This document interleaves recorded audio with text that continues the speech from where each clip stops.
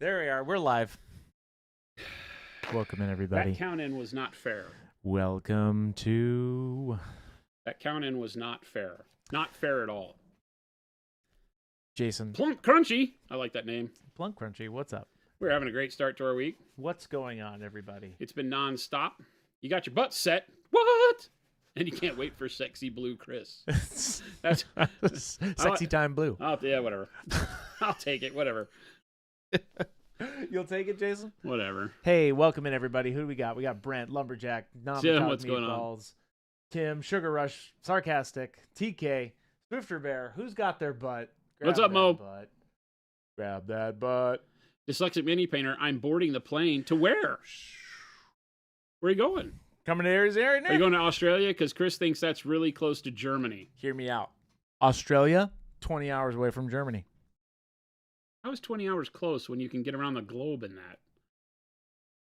Everywhere is close if you think of it that way.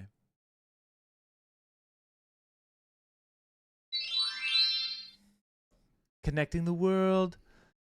What's going on, everybody? It's the gift that keeps on giving, Hoosiers. It is a monumental week of butts.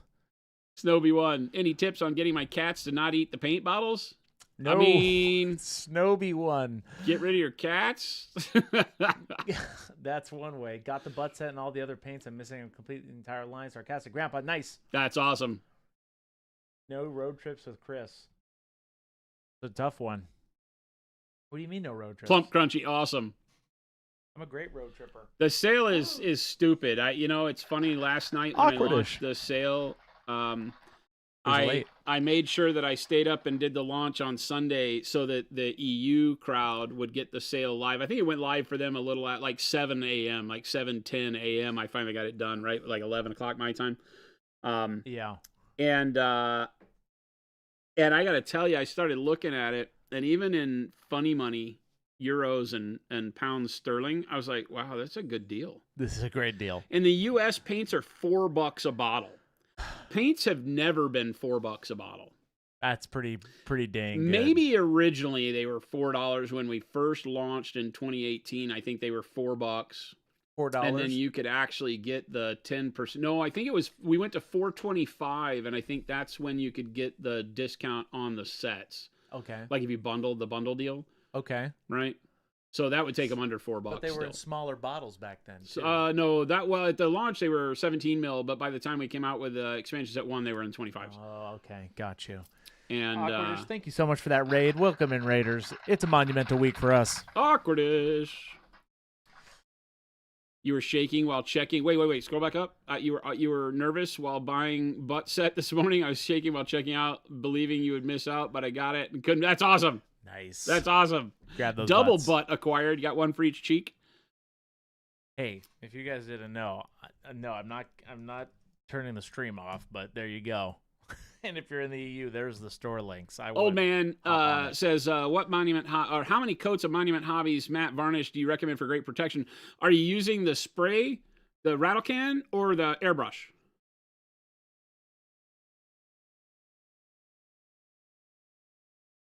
Awkwardish, thank you. Hope you're having a good Monday.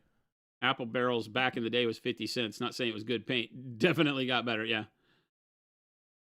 The world of liquid-based acrylics has gotten, like anything, has gotten better technology associated with it. And as it does so, the better technology becomes less expensive over time. So even stuff like I'll go and buy like Apple Barrel or whatever they come in the 120 mil bottle for like 75 cents or $1.75 or something. I'll get that for painting terrain. Yeah.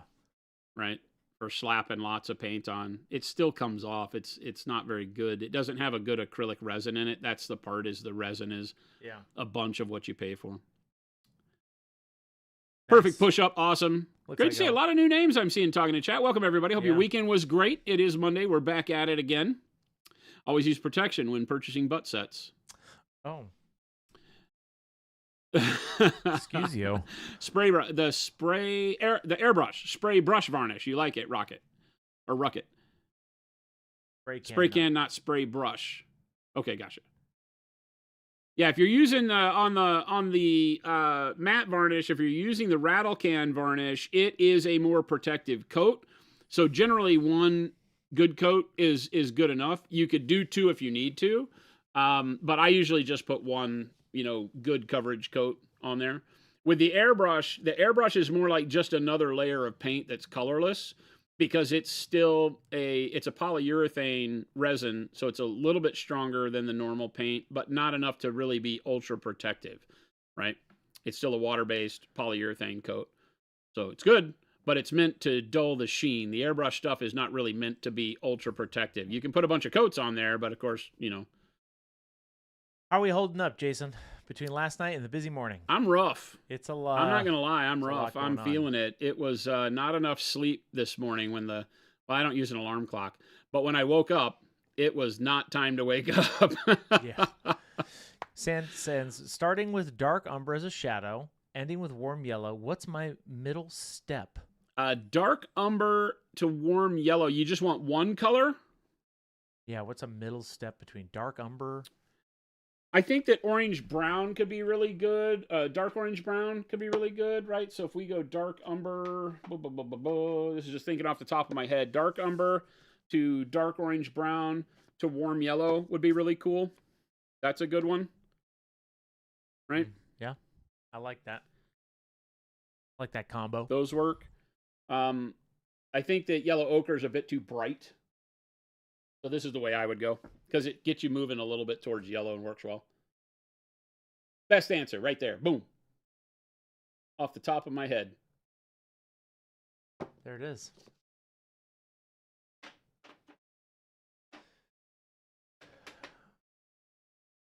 Question from John. Quick question. Expert acrylics and shipping to UK. Is there a plan to use Element or another distributor in the UK in the next few months? Might jump in on the sale if not. They have been, okay, so the expert acrylics have been available to all of our distributors for quite some time, I think. There was I might be lying to you on that, because there was a production quantity at the beginning when they first launched that might not have opened it up to distribution.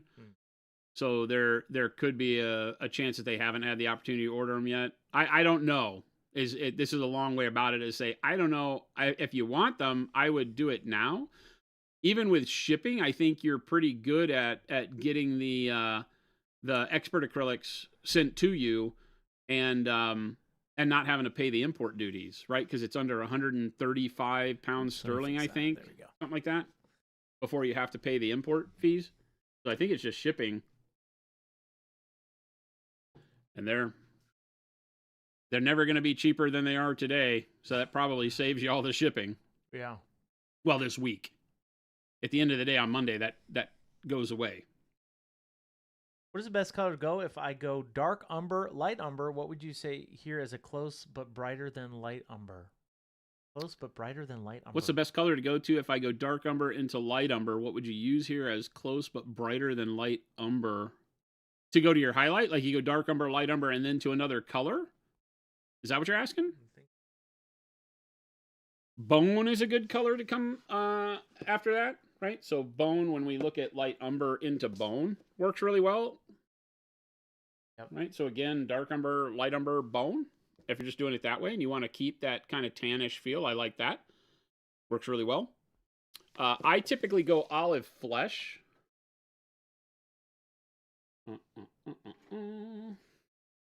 After it, but I'm usually putting something like another glaze over the top, so the olive flesh is meant to be overly bright, and then go back over it with like transparent brown or something. But that's a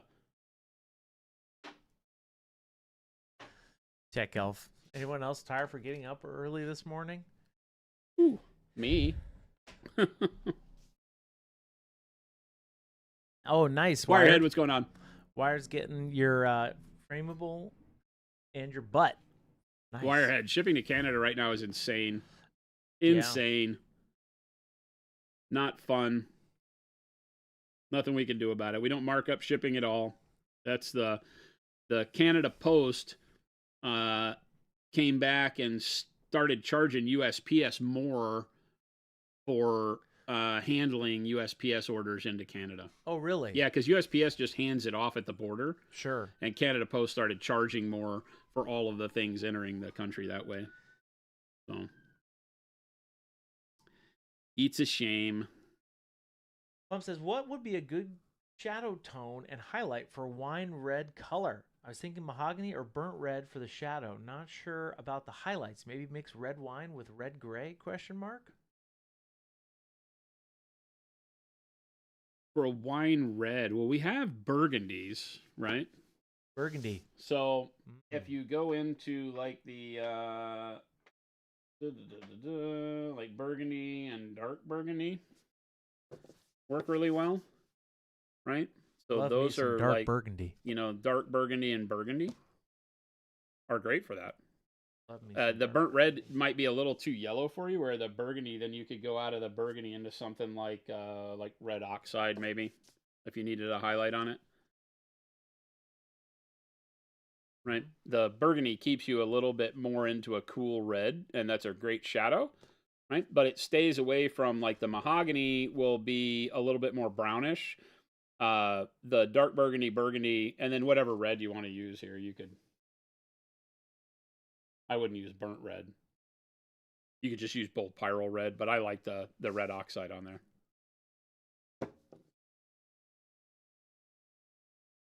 Now, I'm looking at replacing my GW metallics. Is dark silver or amp steel a better replacement for lead belcher / Steel. Iron Hands steel? Steel. Amp. Yeah, the amp color steel. Yeah, steel. Great. Need some steel. Jason, where'd you leave off? What a whirlwind. It's figuring out, like, I did the mahogany on the base coat here, and we kind of got that done. Right. And now it's like, okay, what do I want to do over the top of that? And I'm thinking maybe black red over that. Although I could do the same thing. I could go mahogany into, like, the burgundy.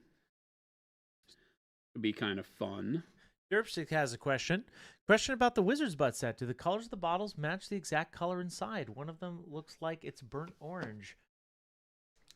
Check your monitor. There's not one that looks burnt orange. Yeah, they're very, very close, and essentially With digital it's like colors, ours. you're always going to have a problem looking at it on your various monitors. We use very expensive color-corrected monitors. Yep. That match the print and as close to the paint as possible. But in the digital sense, that's never going to be 100%. There's just no way. We even match it with the actual swatch on the paint when you draw it out too. But so this is the one you're talking about, and it's like a terracotta. Yeah. Right. So if we get burnt orange, right, you'll see the difference there. Yummy. Right. This one is a much more muted tone. Like terracotta is what I would call it. Old Gamer NL says, how should I thin my Procro paints for an airbrush? You don't have airbrush thinner. But this is the actual color Jason set. Doesn't really thin at all through the airbrush, don't you, Jason? What's that? You don't really thin through the airbrush. You just straight out of the bottle most of the time. I don't thin very often for my base coats, but when I move to my highlights and layering, I do. Anything, as I go brighter, I thin more.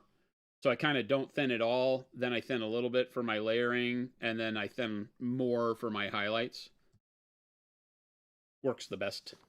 All right, black red. We're going to just do black red and see where it gets us. Black red. Thoughts on using clear bottles so you can better see the color, Sugar Rush? No. PET bottles? No. Nah. You can just flip the bottle upside down, Sugar Rush. There's a reason why the paint leaves a little on the top so you can see exactly what it looks like. Look at that. The Mo you know. Hey, speaking of Mo, Mo's in here. We know a Mo. We do know a Mo. And he is here. The authorities were called to break up a fight at the local yodeling school. Upon arrival, they were able to calm the situation and evacuate all the students in an orderly fashion. Thank you, Papa Chicken. 1 second. Hold. Order lady. All right, you only get one of those. He'll give you more. Oh, no. I won't rate them. Ruckett says, another color question. I think Survithan is what I won on Friday, so I'm thinking about finding Nemo. What's a good color for cloth for an orange face? cloth? Yeah, When the so skin is orange? yeah. Blues and purples work really well if you don't go too bright, right? You want to make sure you don't overtake too much of the color and vibrancy, but muted blues, gray blues, things like that would work really well.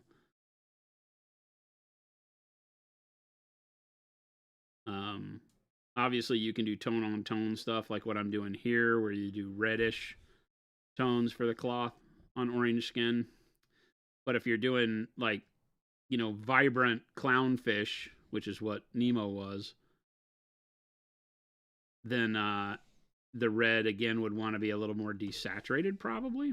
I don't know. That's my own style sneaking through, because if I'm going to do really vibrant, cartoony colors, I like to offset them with very realistic, desaturated colors. Yeah.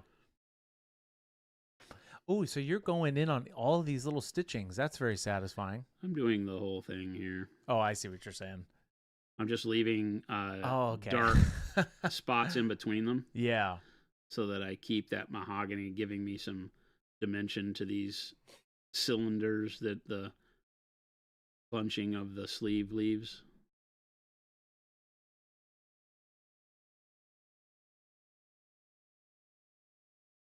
Rocco, yeah, though it's a terracotta, similar color is what Jason was saying about that wizard's butt color. Yeah, I think if I had to name it, it'd be terracotta. Terracotta. Terracotta is another one of those colors that has a lot of different flavors depending on who's talking to you. But for me, it's that kind of sun-baked clay, red clay.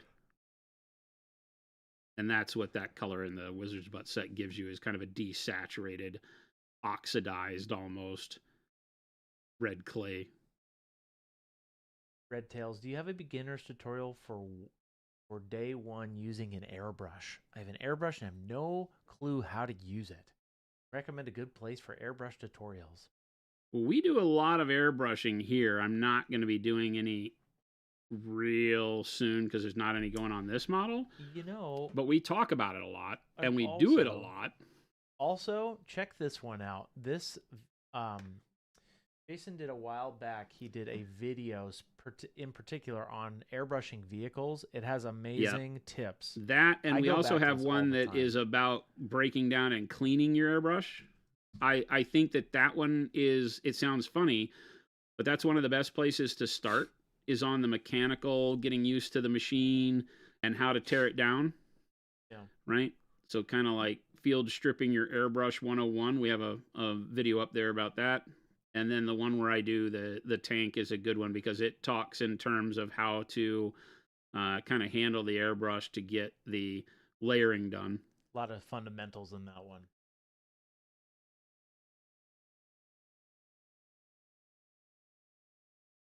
We have over the years had a lot of people ask us to just do some super basic kind of intro to airbrushing, brush handling fundamentals and things like that. So we can definitely do something in the future. Yeah, I just linked that one to you, Red Tails, so check that one out. Yes, Travel Cedric, I can do that for you. I can be more sultry. Very white. In today's episode of Nature Calls, that is not sultry. Jason is painting again. That's not sultry. Not at all. How was the first day of the week of first been, says Bear Paw Miniatures. Great. Holy We are hell. tired. We are here. We are ready. We are painting. Holy hell. I don't think fulfillment was ready. Ready. Well, I would say they are always ready. This is the one. I walked into the building over at Clarendon. We have our new HQ. I don't know if I can call this HQ anymore, because I office over there. So technically, this is remote. This is Forward Operating Base 1, and that's HQ now. And I walked in over at the other building this morning and set all my stuff down, and then went out to talk to fulfillment, because we have some people who have not been through this before. And laid out, the status of, don't let it get you down when you see the numbers rolling in today, because it will be overwhelming. The calm before the storm. Yeah, it may be overwhelming, and just remember that this isn't a race, so orders take longer to ship during this time of the year. Don't sweat it.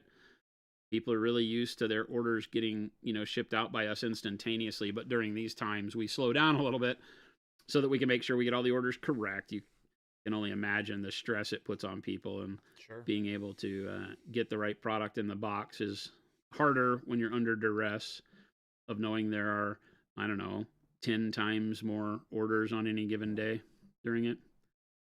So by the time I left to come over here at lunch, they were all like, holy crap. I was like, just don't even look at it.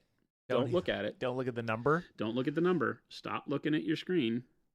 They have a number on their shipping screen that shows amount of total orders unfulfilled.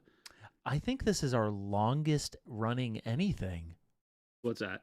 Just like, because we're doing it for a week. Yep. So we've never done a sale. No, we've never done a sale. In the history of the company, we haven't ever done a % off sale. Alongside 2 launches. The only close thing we've ever done is some free shipping. That was on Black Friday deals last on Black year. Friday.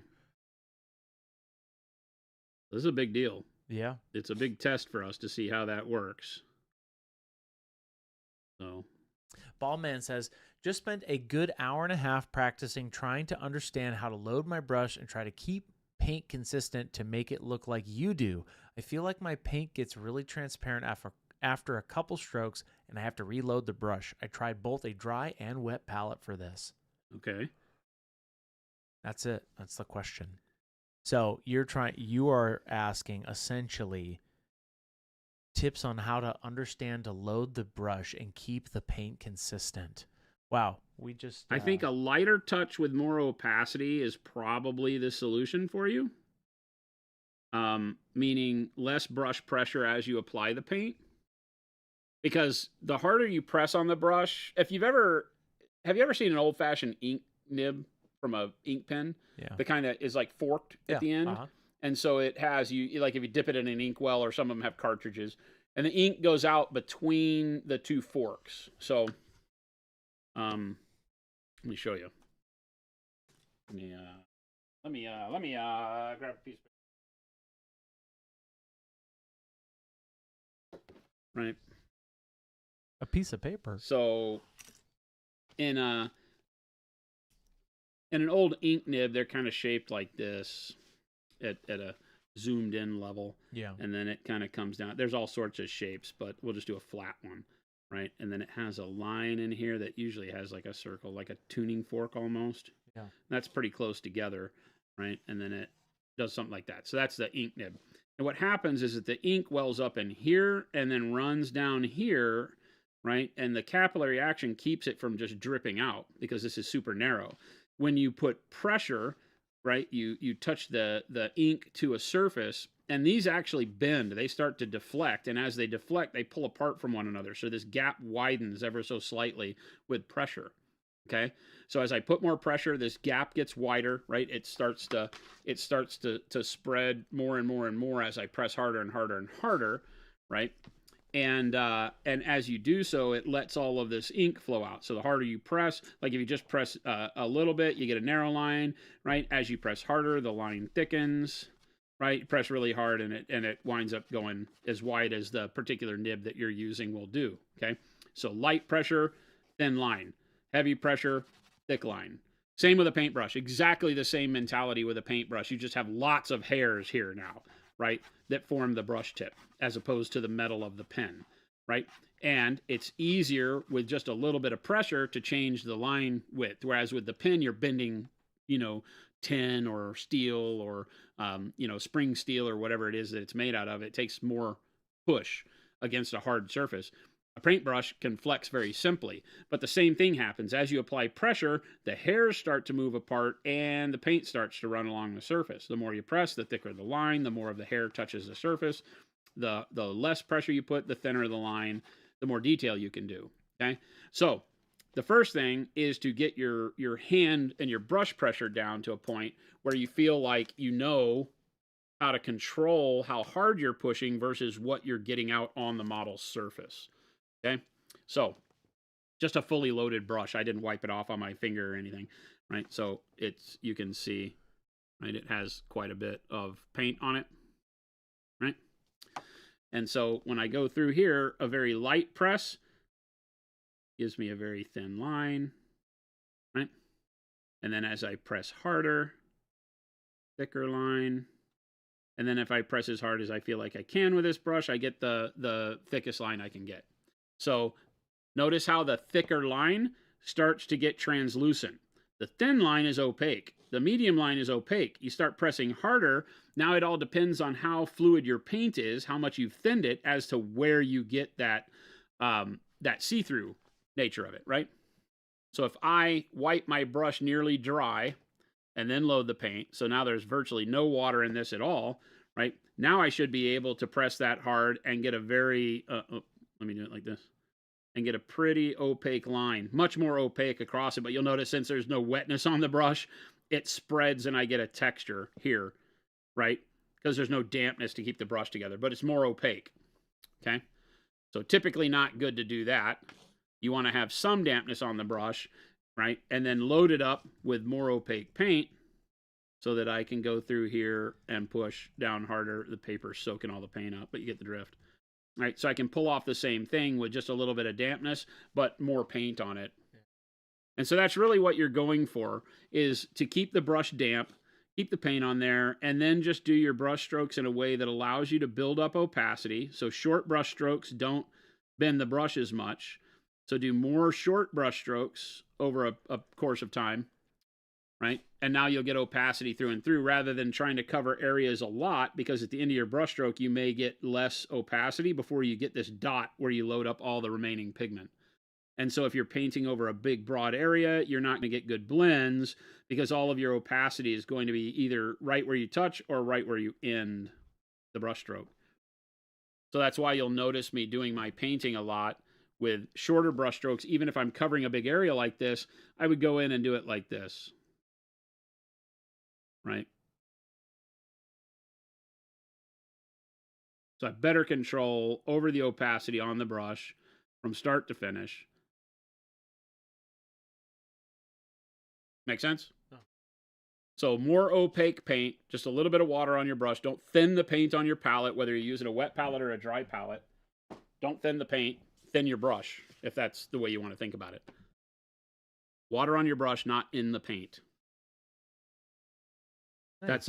That's all you see me doing here, right? That's how I maintain a nice, consistent level of opacity unless I'm going for a glaze or a filter of some sort.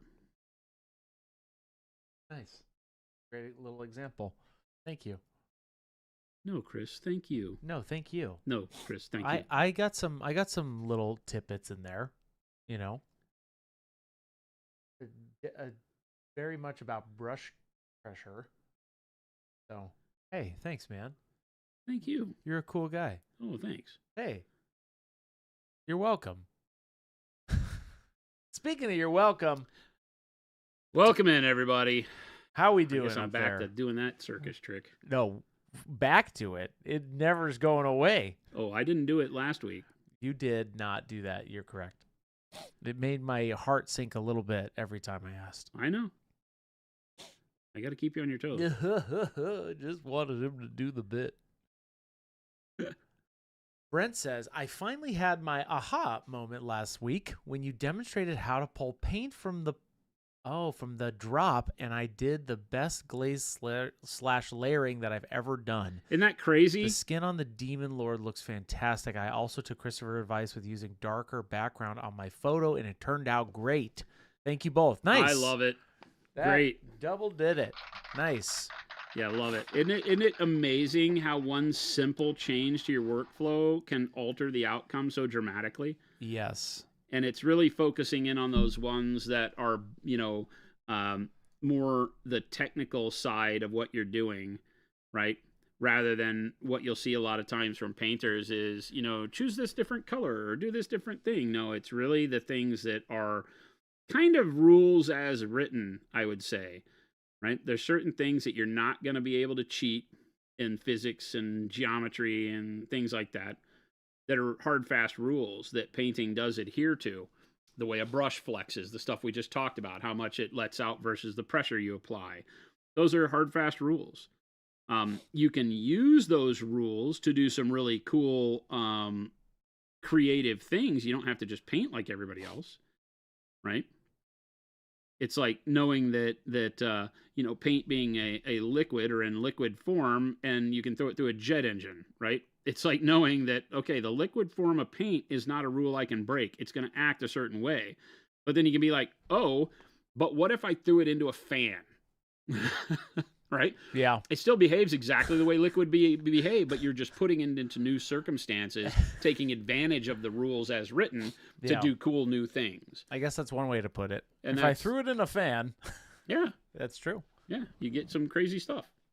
But it's still adhering to the rules, right? You're just using the rules in your favor and creativity. It's not like you've, changed the way physics works by throwing paint into a fan. No, you've actually followed the rules and said, oh, but I bet since it acts this way, I could do this really cool thing with it. Jason, when was the last time you threw paint in a fan? It's been a while. It would actually be a really fun project. Throw some paint in a fan. Let it spew out everywhere. I am not cleaning that up. I'm just going to go for not cleaning that up. Rocket, not it. I did see that new Shelob model. It's sexy time, boy. Looks pretty good. I like myself some Lord of the Rings stuff. Pretty cool, as the kids would say. That's not what the kids say anymore. What do the kids say? I don't even know. I don't try to keep pace with the kids these days. My name's a cool kid. Man, my jokes are down today, everybody. Sorry you have to deal with this. Double T, what's the December challenge? Throw down the gauntlets. Hey, give me some time, Double T. It's freehanding. No, that's November's challenge. Oh, it's November right now. Sorry. Don't make me give you another Christmas challenge, because I will. You know me and Christmas. Oh, no, we're not doing Christmas around Christmas time. How about Christmas, double Christmas? We already did Christmas. I know, but what if we did double Christmas? No, that's like second breakfast. That's not a thing. Oh, double Christmas. Jason, after our week of monumental firsts, how about we celebrate Christmas? Second Christmas? Gandalf. Second Christmas. It's coming. Awkward says, I need a holiday or a winter one to make snow globe make sense. Hey, Awkward, you can make a snow globe whenever you want. Old man says, what is a good white paint to use zenithal over black primer airbrush? I use our white primer a lot. Taupe is also an amazing one. Taupe works I just great, like that. But it's not going to give you the same vibrancy if you're looking for a white. But either our titanium white or our white primer. Yep. We happen to be well known for a particular thing called white paint. Where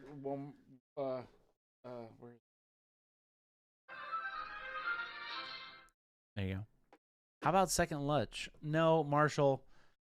Second lunch is not a thing. Not with that attitude, it's not. You know what, Jason? If I said that about second Christmas, I don't think you'd agree. Not with that attitude. You say it all the time. I know. What about second Christmas, Jason? I say we celebrate second Christmas. No. What do you say? Santa and the elves need some time off. No, dude. No rest for the weary. That's not how that works. Let's get going with second Christmas. Where's Jen? Jen, I know you're out there. Don't you try to pull Jen into this. Jen, I know you're there. Second Christmas. Imagine how we already did Christmas. What if we did it again, but bigger? I'm already decorated. My house is ready to go. I did that this weekend for a little bit. Did you? I did. You talked about it, but I didn't believe. I did. I thought for sure you would respect Thanksgiving more. No. I don't. I did it. I manned up and decorated for Christmas early. I'm like, well, why not? I'm liking this black red over the mahogany. Definitely a win.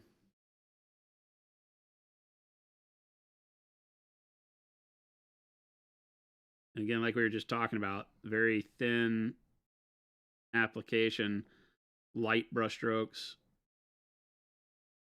but I'm getting good opacity over the base coat. Lets me pull thin lines to trace some of these folds in the cloth.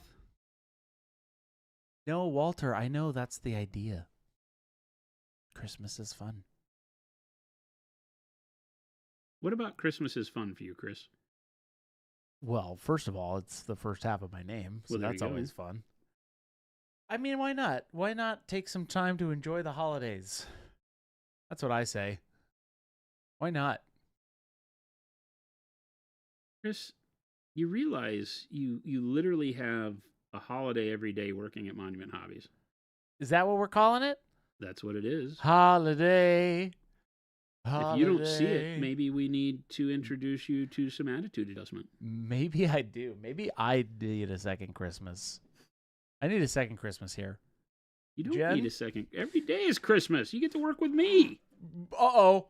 What did Jen just say? 4th of July in December. Independence Day in December. Uh-oh. That's Jen. My hands are not tied. My hands are up. I'm a free man. Better Jen. than second Christmas. Jen. Okay. All right. 4th of July.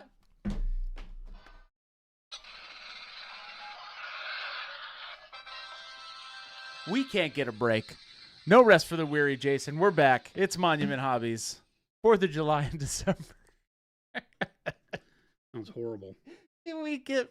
Oh, my gosh. Oh, no. Oh, Jen. Oh, what have we done? Jason just needed one day. That's it.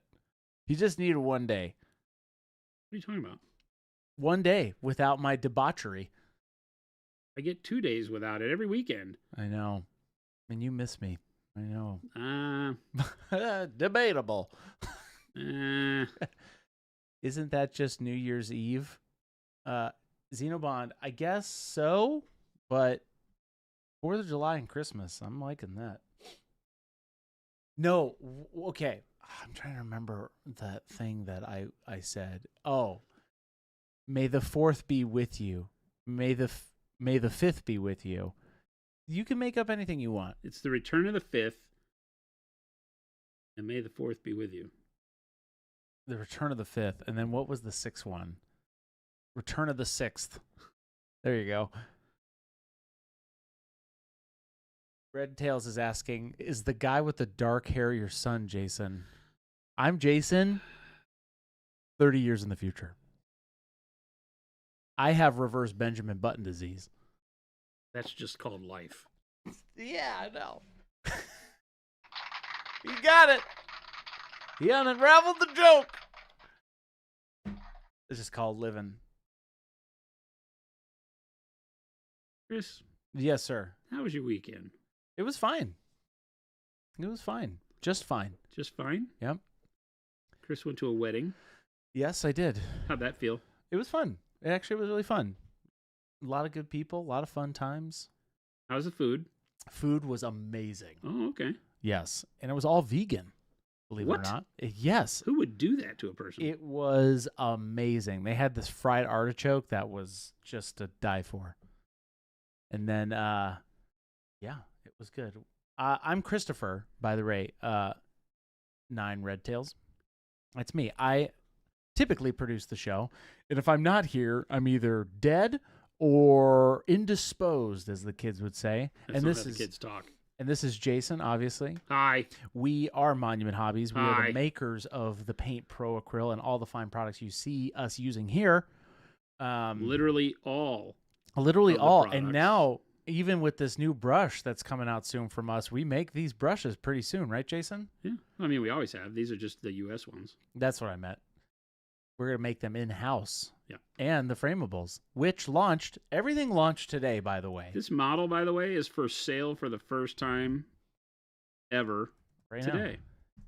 Check out our So if store. if you've been living under a rock and haven't gotten the notifications, haven't joined the Discord, haven't checked your email, like just quit what you're doing.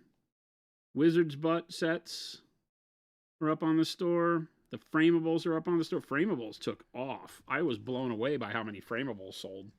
I think People are really digging the Frameables, which I'm super stoked for. People get it, right? Like I'm starting to get it because I'm like, oh, this is just a great way to. I love how the people it. that don't work here get it before Chris.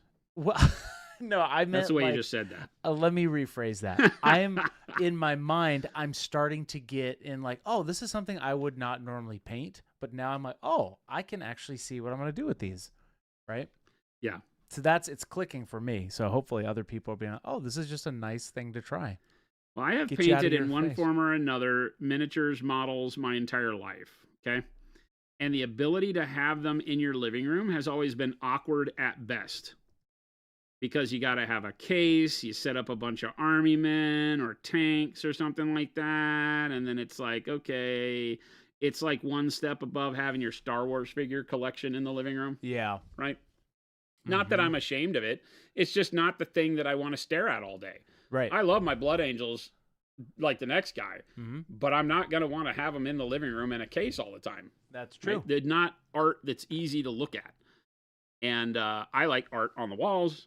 I like having good visual presence. I like being able to, I think the idea of being able to choose the colors for your art like this, being your, we're giving you the ability to create your own portraiture paintings, which I think is great with this series. Yeah, I think I'm stoked that people have understood my craziness on these. So there you go. Old man saying, will the spray can varnish ever be sold in Canada? Yes. There it is. Yeah. The answer is the whole Canadian thing is a catastrophe, right? Because we decided to incorporate in Canada during this mess of trade discrepancies and all that stuff. So it's held us at bay much longer than we wanted to by almost a year now. And but yeah, our goal is to have that and the Color Forge sprays up there this next year at some point. We finished all the incorporation stuff. We're a true business up there now. We just need to get all of the production. And we actually have the warehousing worked out. We know what we're going to be doing. So it's just a matter of time now, getting production scheduled so that we can have stuff delivered directly there rather than having to warehouse from the U.S. basically. So I know that's not what our lovely Canadian community members want to hear, that it's never right this moment, but for being so close, you're the hardest country to work with. It really is. It's silly for us that it's harder for me to get stuff there than to my office in France. That speaks volumes. Yeah, it does, doesn't it? The Amazing Sauce says, I told my wife I won some butt sets. How'd that work? And she got mad at me for some reason. How fast did you say it? Butt sets. I feel like maybe you said it really fast. I would love some butt sets, please. Honey, I was on the internet and won some butt sets today.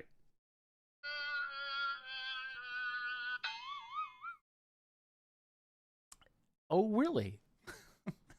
Is that what you do in your free time? Honey? I knew it. I just never had the proof until now. That's right. Lots of butts. Hey, if you didn't get your butt set, I would hop on your to-do list there and get it. This is very fun for me because I grew up in a telephone company family. Hello? Telephone? Yeah. And if you know anything about telephone installation in the old days, yeah, there was a tool called a butt set.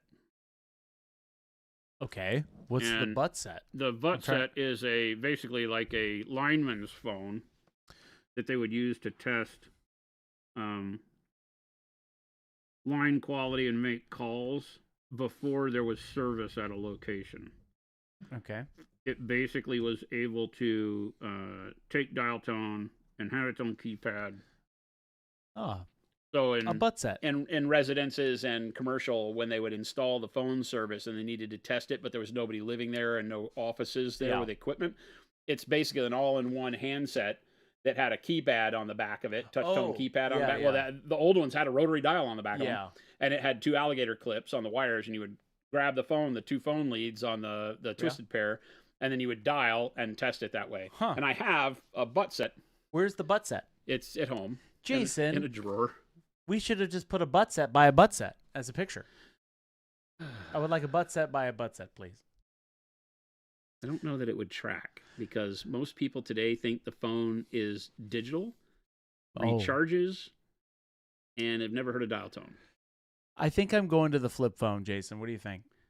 The old T9 flip phones. Motorola? I think so. There you go. I've decided. I'm going to go backwards. Okay. They've made it again. They do. They still produce them.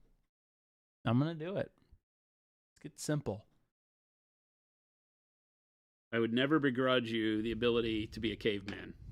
I think that it's a good cosplay. Alton, any other reveals on deck for today, or are they later in the week? What else do you want?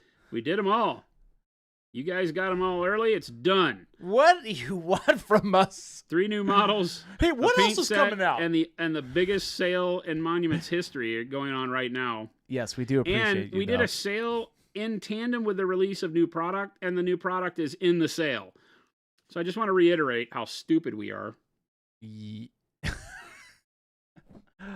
Oh, okay, Derpstick. This would have been the greatest cash grab in human history. Yes. But we had to go hide it behind a sale. Great. No Christmas for me. No, there'll be a second Christmas. We will have a second Christmas. No Derpstick Christmas says, for Jason's. How would you apply a flesh wash to trim painted gold on a Space Marine? Okay, so you're trying to add some flesh wash to trim painted gold. Just put it on there. I know on flat surfaces, washes don't do well, but for making quick, warm gold tone, is it viable? Sure. Yeah. Maybe don't put it on so thick.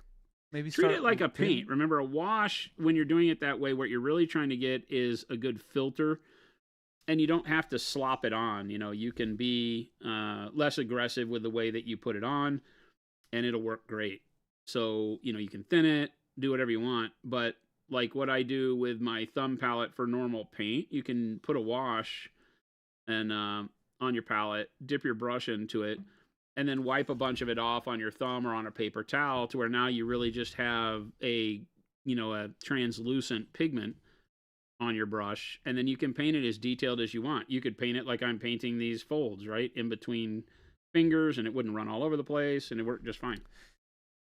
Gates of paint, yeah. Shipping to Canada is rough. That's why it's so expensive easy. to That's ship why there. that 20% off is such a great deal, because it can take a lot of that paint off for you this weekend. Yeah, it is rough to ship up there. Blame Canada. Lumberjack says, Fuse, this may be thinking too far ahead, but what do you think about jade for those big trim spots on the clothes there? Like in here? I was going to do more of like a cream. Oh, for the cord color? What is that? The cord. Is that what you said? The cord would be gold. You're saying could it be like a colored metallic on the braids? The big trim spots on the clothes there. I thought he was talking about like here. Oh. And the vertical panels. Is this mahogany? I love this color so much. I'm doing black red over mahogany. Mahogany is the color underneath, and this is black red over the top. Zoom in real close. Yeah. It works fantastic. I'm leaving enough of the mahogany in the shadows and between these little stitches on here that it gives it almost a sense. Pop in super close. Yeah. I'm not doing any blending. I'm just leaving gaps in the color, and it works great. Gaps in the color. Yeah, it makes it look like that these are actually pinching the fabric because I leave darkness on the top and the bottom by just not painting there. No blends. It's painterly. Yeah. I like that. Just super simple. Yeah, that's what Lumberjack was talking about on those panels, by the way. Yeah, I was thinking something more like I'm going for very monochromatic on this.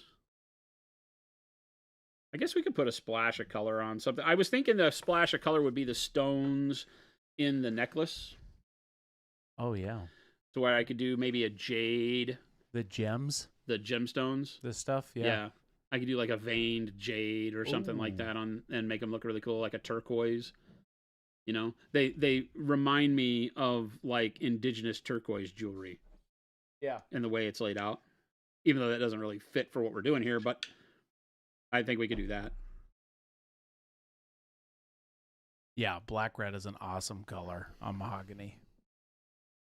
Yeah, this is a great pairing. I like it.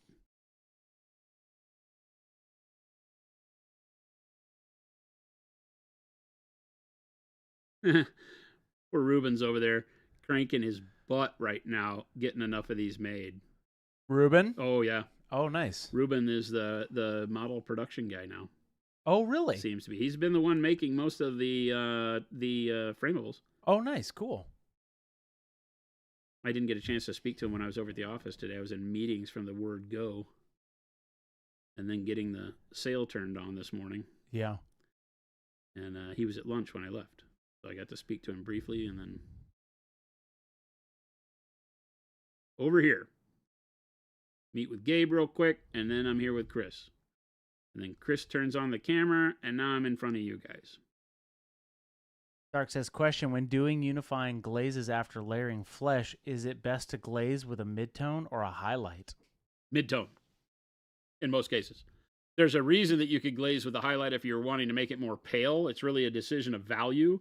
How bright or dark are you trying to do it? Are you adjusting value at all, or are you just adjusting hue? If just adjusting hue, typically you would go with a midtone.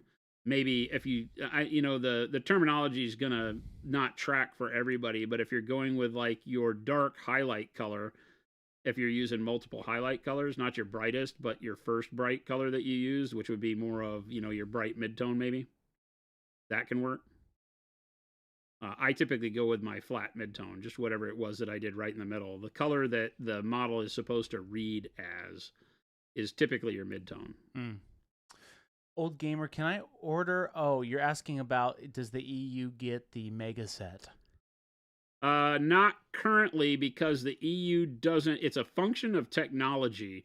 That is not an actual product. It's a bundled product. Yeah. And in the EU, we don't do bundled products. So yes, the answer is yes. It's the same price as if you just go buy the sets that are in it. Which are, yeah. It is the base set, expansion sets 1, 3, 4 metallics, and then the 3 washes. Which is not a set, technically. You have to add those in there. Right. The washes just come as individuals, but it's only 3 paints. The flesh, brown, and black. Mm-hmm. And the others, the only expansions it doesn't have in there are the transparent and then all the signature sets and the fluorescent. But if you just go put all those in your cart in the EU, it's the same price. Joe's asking, Jason, when are the primers and brushes, the sable brushes, coming to the EU shop? Primers are there. Oh, you mean the spray can primers? Maybe. If you're talking about the spray, our airbrush primers are in the EU. Mm-hmm. Even the updated purple, red oxide, and taupe are in the EU now. Yeah. As of today. And but the spray primers, a while. We have to get the unified label done on the Monument stuff. Colorforge is already in Europe. They're manufactured in the UK, right? And so we just have to get a unified label for the Monument sprays so that we don't have to make sprays just for Europe. Oh, I see. When you're dealing with hazardous material, some countries make it abysmally hard to run your label, and spray cans are considered to be of the size that you have to have all of the pertinent data on them. We can't we can put a QR code on there for you to scan and get more information or in more languages, but the bulk of the safety information has to be on the can, and the safety information in the EU is totally different than the safety information in the US. So we're not going to just make EU cans. We have to make a label for the cans that hits all the countries together.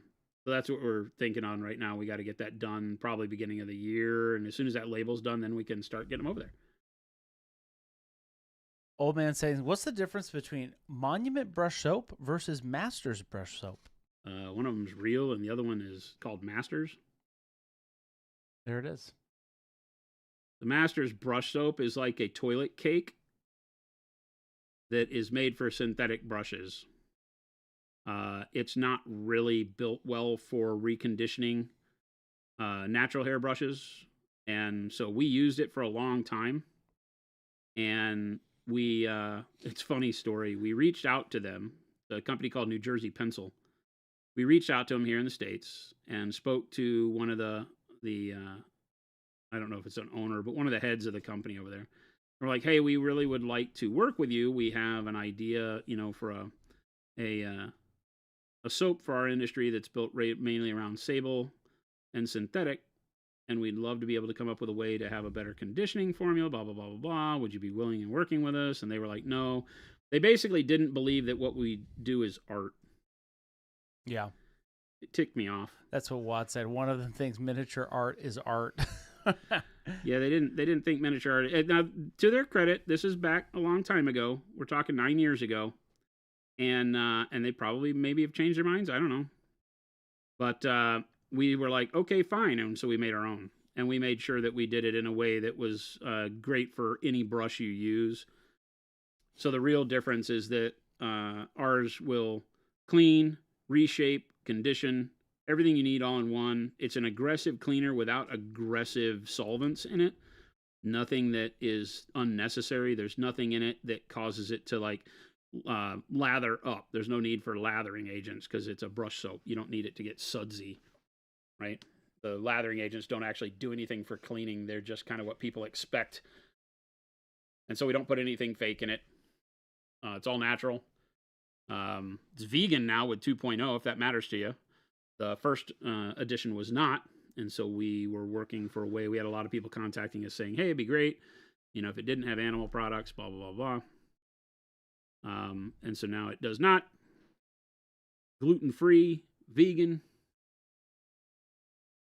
and just works. Talk to people that have used it is the best way to get the gist of it. It doesn't dry out over time and turn into the toilet cake that won't work anymore.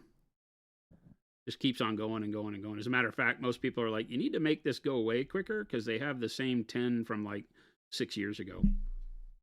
That Chai Cat says, how did you pick the smell for the brush soap? We didn't. It's just it's just the byproduct some of of the key ingredients. Let me just say it's called Drunken Brush Group for a reason.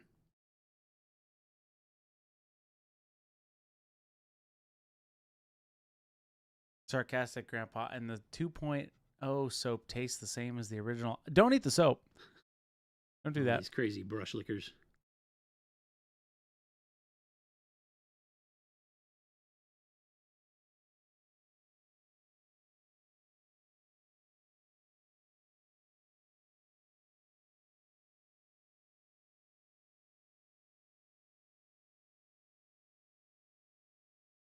It's all the beer the drunken unicorns drink. Yeah. Yes.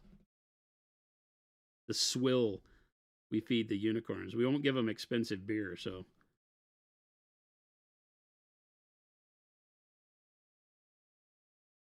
We feed the unicorns, or we let the unicorns drink the stuff that is squeezed out of the bar towel at the end of the night.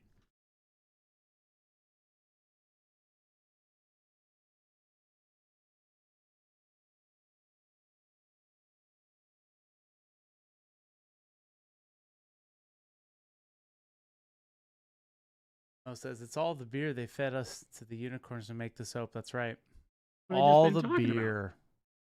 All the beer. Are beer. You not listening to me? Oh, I'm listening to you. You're not. That's what I'm just talking about. I'm trying to understand. Was this like a past joke that I was not here for? No. Oh, you're just saying it out loud. Okay. Because I for a second I thought there was wait a second, is there a hidden story I don't know about? Well, about there's this lots. soap? You get a new one revealed for every year you work here. Player, unfortunately, all shipping to Canada is ridiculous right now. So it's very expensive to ship to Canada.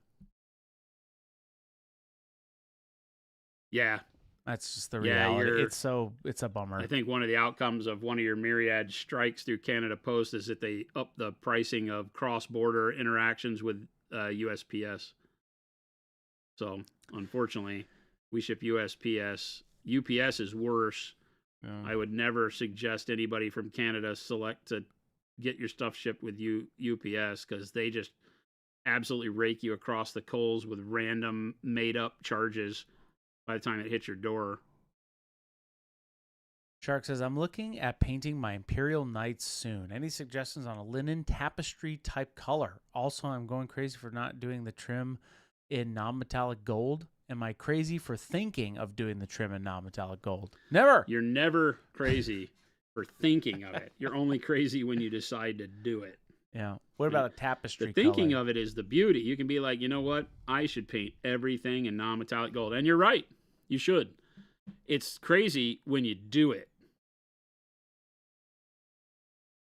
Just stick to metallic and do a really cool underpaint for the metallic. You know, something like black brown, burnt sienna, black brown, burnt orange as an underpaint for gold metallic paint.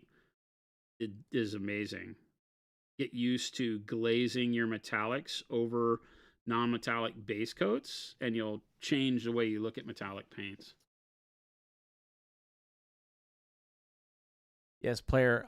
Stores will also have the Wizard's Butt set as well. Select stores who called Not us. Canadian stores. Not Canadian stores, though. US-based retailers and then the US and EU stores are the only place the Wizard's Butt will make it, unfortunately.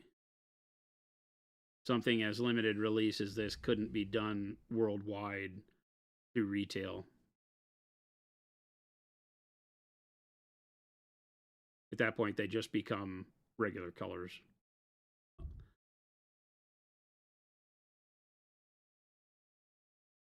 But Player J, you know people here. Is that Player J? That was player J. Player J, you know people here. Have somebody like Rob pick you up one and get it to you the next time you see him. This is what people do. Utilize your friend network. Utilize your friend network. Get it That's done. right.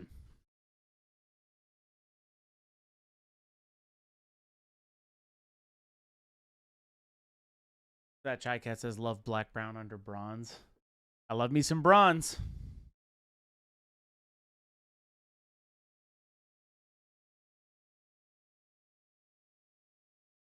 Law Dog says, my PayPal invoice for Monument said ColorForge NA. Did you all buy them or vice versa? We're the official ColorForge NA.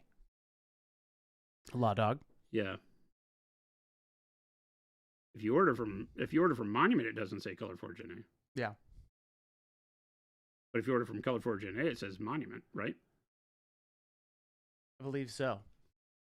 We are the ColorForge NA as a corporation that we license from the ColorForge to do all of the product handling in the well, technically right now just in the U.S., but it's intended to be North America. The trade issues with aluminum are causing big problems at the border for getting cans up to Canada. Derpstick, magnesium is another great undercoat for gold. Gives a dull, cold look. Yes. Yeah, if you want to use magnesium. a metallic underneath it, that's fine. I tend to say get used to trying to use non-metallic colors underneath your metallics. It will change the way you think about metallics because you're not fighting shine over shine over shine. You can just jump in and use the colors as a way to underpaint, like you see me do with flesh and such,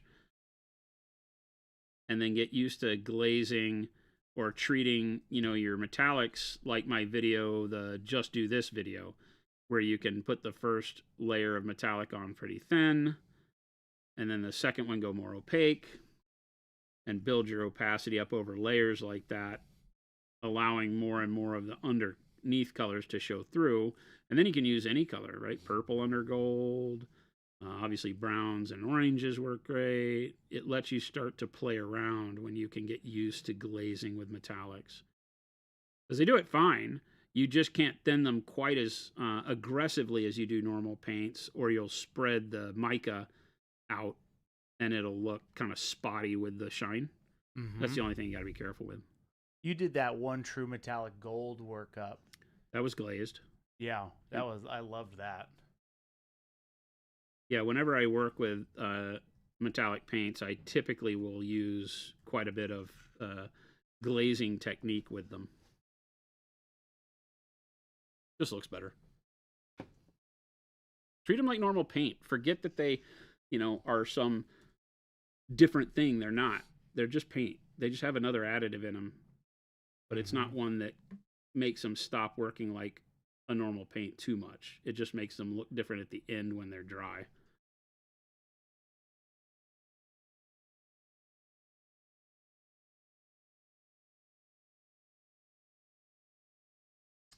Avian. Okay, ordered butt, but what to paint with butt? Any suggestions? Azote? You can paint anything with your wizard's butt, Avian. Why is this a question? Everything. Paint all the things. Paint all. And there's some amazing shadow colors in there too.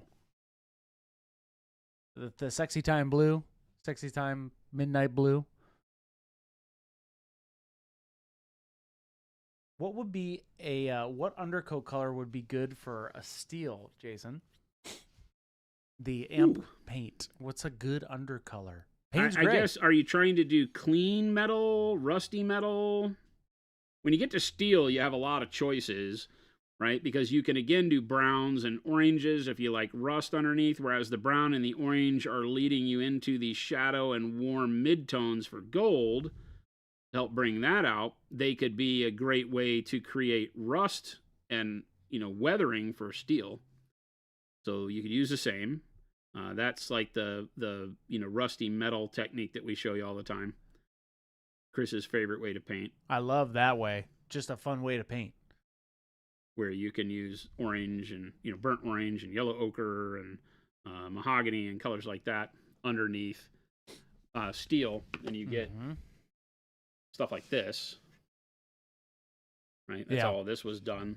All of this armor is just dry brushed, right? But it gets, zoom in real close. Yeah.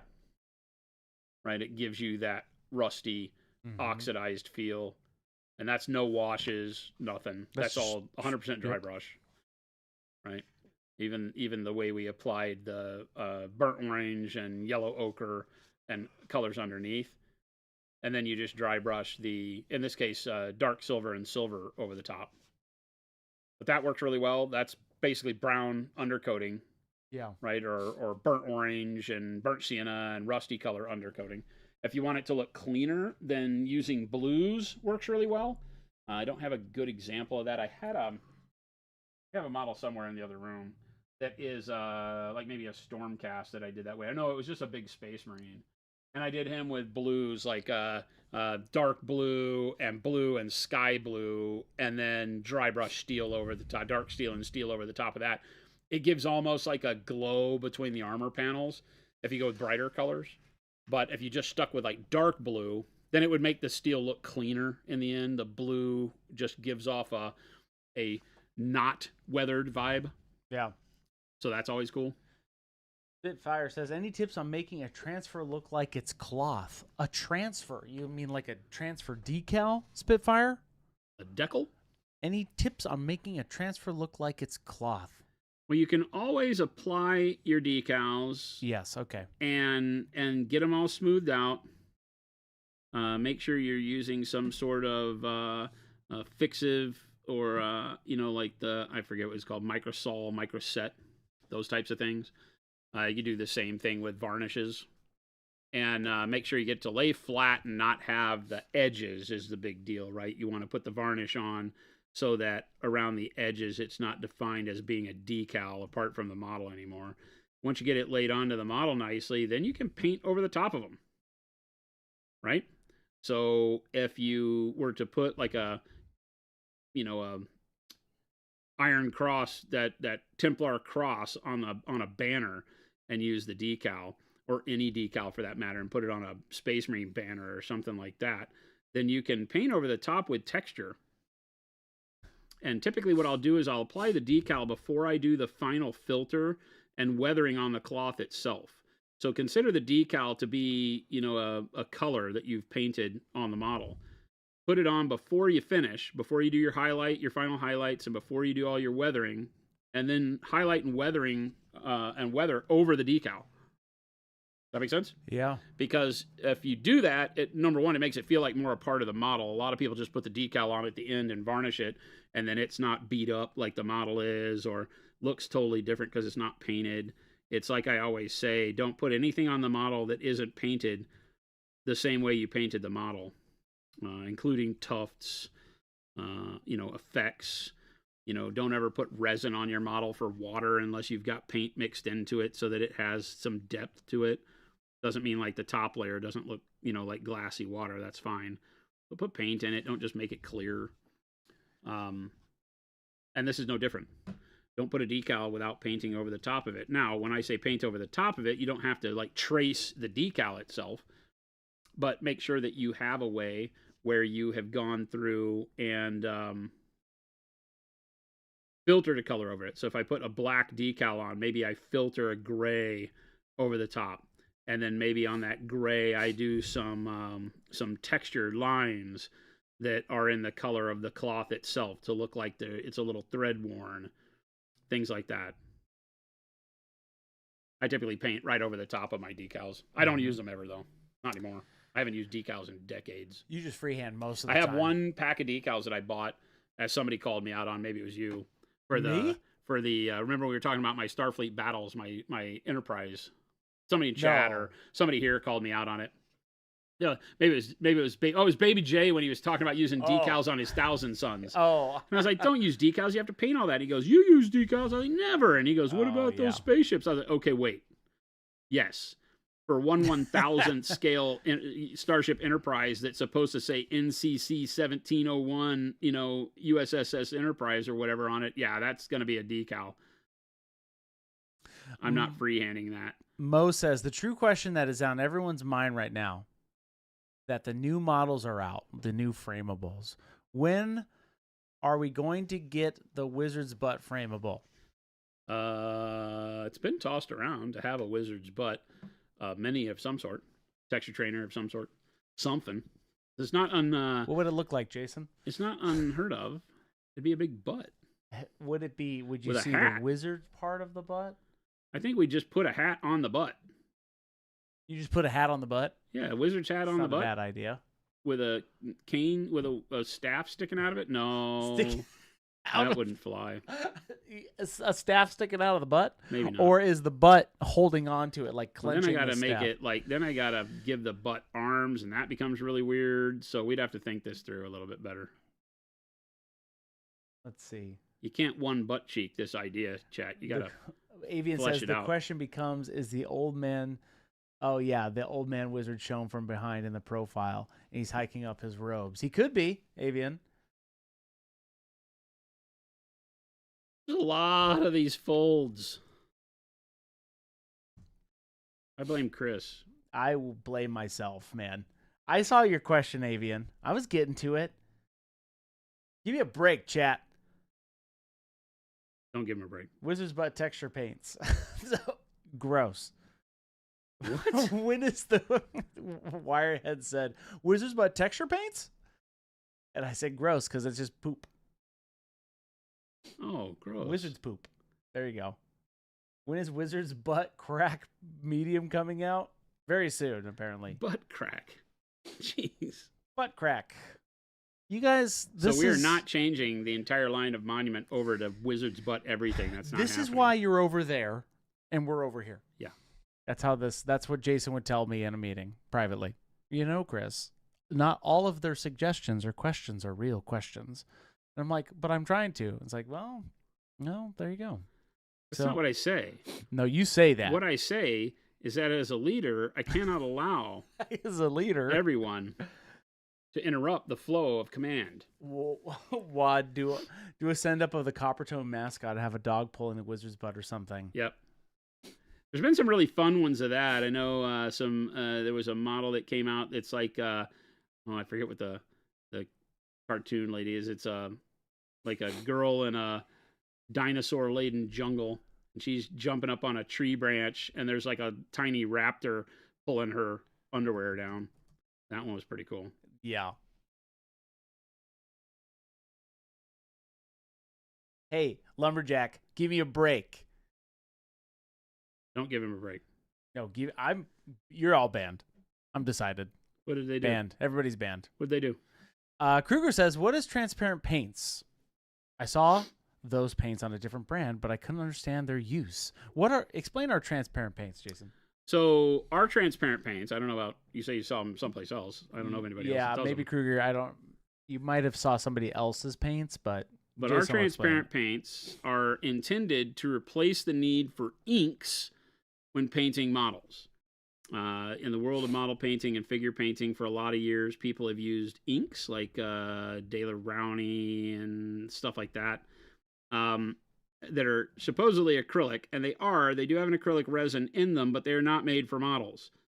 And so they still slide around on the model surface. They do not adhere very well. They still have that weird sheen of ink. Certain inks that come out have got a crazy, like, beetle shell sheen to them when they dry. When you get them wet again, they move. So we came out with a line of paints that are true acrylic paints, the same style pigments that we use and everything else, so same quality control, everything, but are just lower viscosity, meaning they're a little more watery, if you want to call it like that, and are single pigment, using only translucent pigments, so that you can see through the paint right out of the bottle. Now, they are also highly vibrant and dense and with a very high tint strength, like inks. That's the whole point. You want them to maintain their vibrancy even when you thin them down to filter them over the top of skin or whatever you're trying to do with them. That's the thing that inks do really neat. You can put like a zenithal highlight on a model and then hit it with a blue ink and get a really richly colored blue model that already has a bunch of transitions with its contrast from dark to light. So that's what we wanted to do. So they have a really, really intense coloring to them. So that's usually what throws people off. A lot of people think, oh, it's a wash. And they put it on the model and like, well, that model's blue. Right? Because they are vibrant, punchy colors. They're meant to be so that you can thin them to high heaven and still get a lot of coloring out of them. Mix them with other colors. Mix them with metallics is one of my favorite ways to use them. It can create any color of metallic you can imagine just out of your base silvers and golds. Take our bronze and mix some blue transparent with it. You get this ridiculously cool, like almost sea green metallic that looks almost like verdigris. So there's all sorts of fun things you can do with them. They are one of the most flexible paints you'll ever use in that regard. And then it's really just up to your imagination as to, what you choose to get into with them and then how you feel comfortable using them. Old Man says, will the spray can varnish that arrives in Canada be the same formula as the U.S. varnish? Yeah. Yeah, to my knowledge, we don't have to do. I mean, right now we could sell it all over the world. There's nothing, crazy to them health wise or toxicity wise. They're the standard kind of marking style paints used in industrial work all over the planet. So there's not a lot to them. More matte finish, right? But overall, nothing we have to worry about. It's really just the tariffs and the costs and all that are keeping us from doing it right now. They want to tariff the crap out of all of our shipments because of aluminum cans. And we can't afford that. Well, you can't afford that. It's the age-old thing. You can't tax a company. The company just puts it in their product or their people. And if we were to ship them to Canada right now, they wouldn't be affordable to the end user. Yeah. Unfortunately. Hey, but don't forget, we have a big week this week, chat. Tons. Yeah, it's so hard to ship to Canada right now. It's such a bummer. It's Canada Post. Well, it's doubly. I can't blame it all on Canada Post, but Canada Post is in my personal interactions with International Post one of the absolute worst carriers on the planet.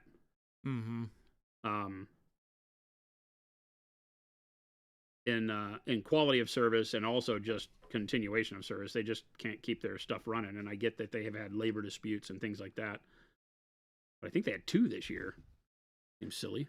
November says, I'm painting a green dragon type creature, and I was going to start with black green and move from there. Is there any color you would put between the black primer and black green?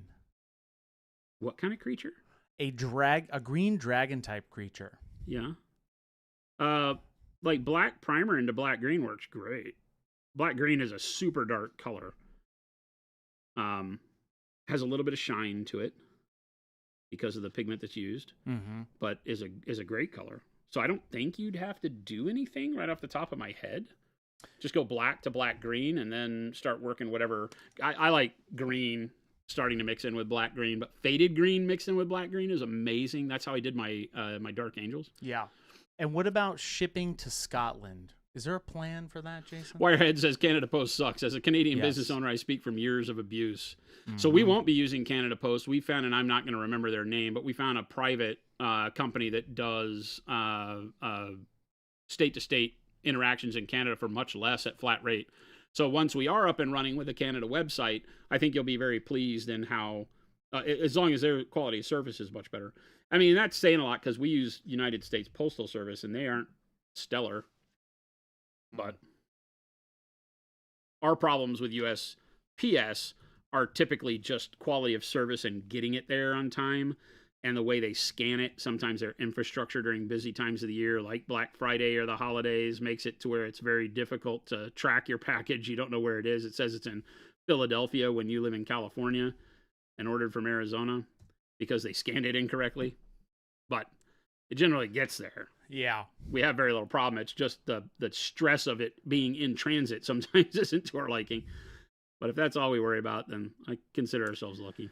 Org says, question, my transparent white is super thick and clumpy. Is there a way to thin it out? It is zinc pigment, and it does that. I know that's not the answer you want to hear.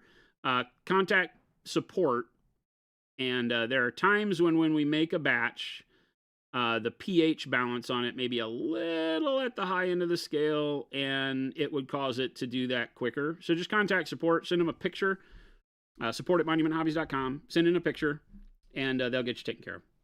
It's just one of the wily things about transparent white. Yeah. None of the other paints are like that. It's the actual zinc pigment that you use. It doesn't play well with others. All right. I like that a lot. This is making me want to paint, Jason. That's really nice. The mahogany as a backdrop for that is really, really good. Yes, it is beautiful. Now I got to figure out where to go from black red. I'm trying not to mix colors. You're trying not to mix colors? All of this has just been done with colors out of the bottle. Would you just do a high jump now on this? Like, no, because I don't want it metallic. Are you gonna do another one? Another what? Another jump after I guess a mid-tone? Yeah, and here's the thing, is if I want to use something like burgundy, I think I like. Yeah, burgundy, okay. Value-wise, it's not a big jump. So I think that might be perfect, and it moves it a little cooler rather than going completely warm. Yeah. So let's try burgundy. There's an argument to be made for going to some purple here as I'm looking at it. But I don't know that that's what I want to do. And also, can you explain the expert line of acrylics, Jason? It's the parents of Proacryl. Okay. Where do baby Proacryls come from? Baby Proacryls. They come from the expert line. Yes. The expert line is literally what Proacryl would be if we didn't make it liquid and put it in a bottle. Right? Yeah. We just reverse engineered our own product and scaled it back to how to get to a heavy body, in air quotes.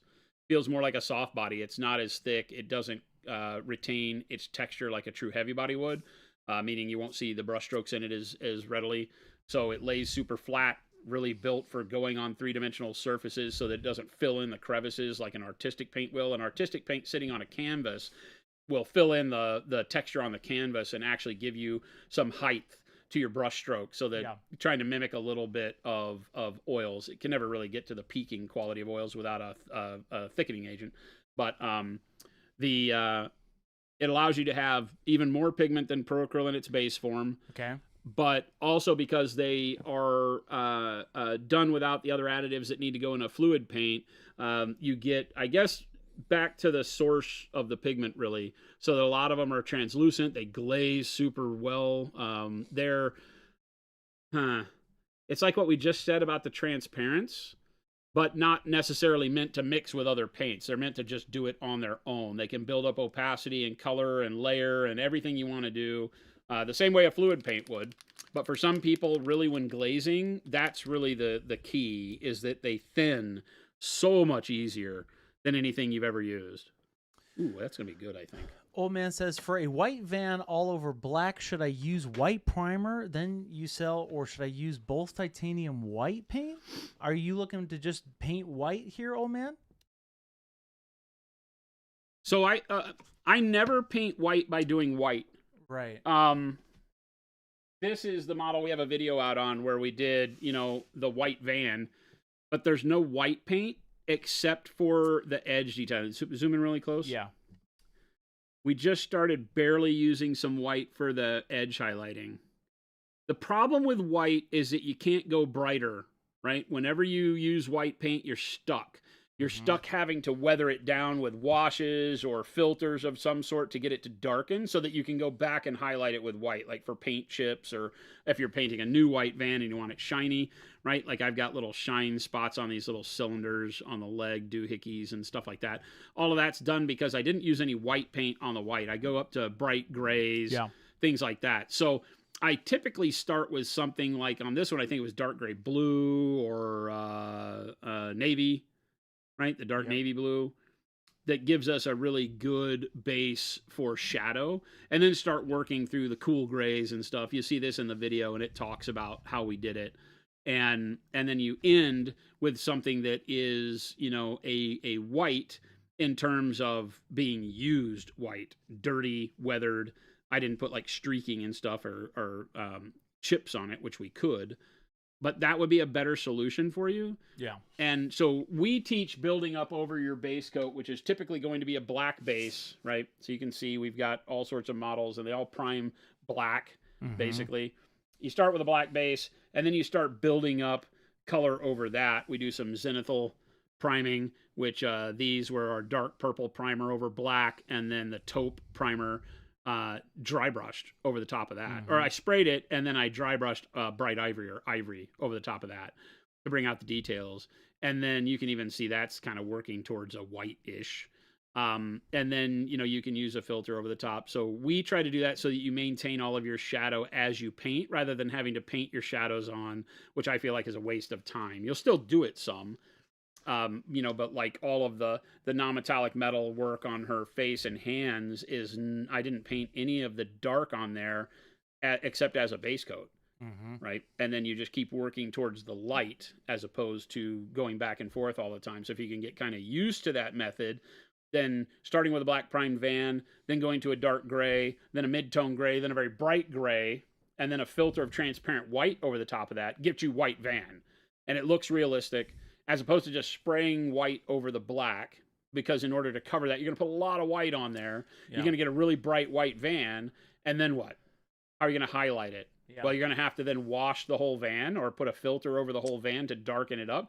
I tend to want to build up through darker layers so I don't ever have to apply the filter, because the filter is the step that can cause you to go all wrong. If you're not real confident in your filter application, you're not going to just put a bunch of wash on a van with flat sides like a tank. Because putting a wash, somebody mentioned it earlier, putting a wash on a flat surface doesn't really go that well. It leaves splotchiness and streaky. If you spray it, you can get a good filter. So there's a lot of opportunities there. You could, if you just wanted to do a filter over white, then our white primer works great. Titanium white works great.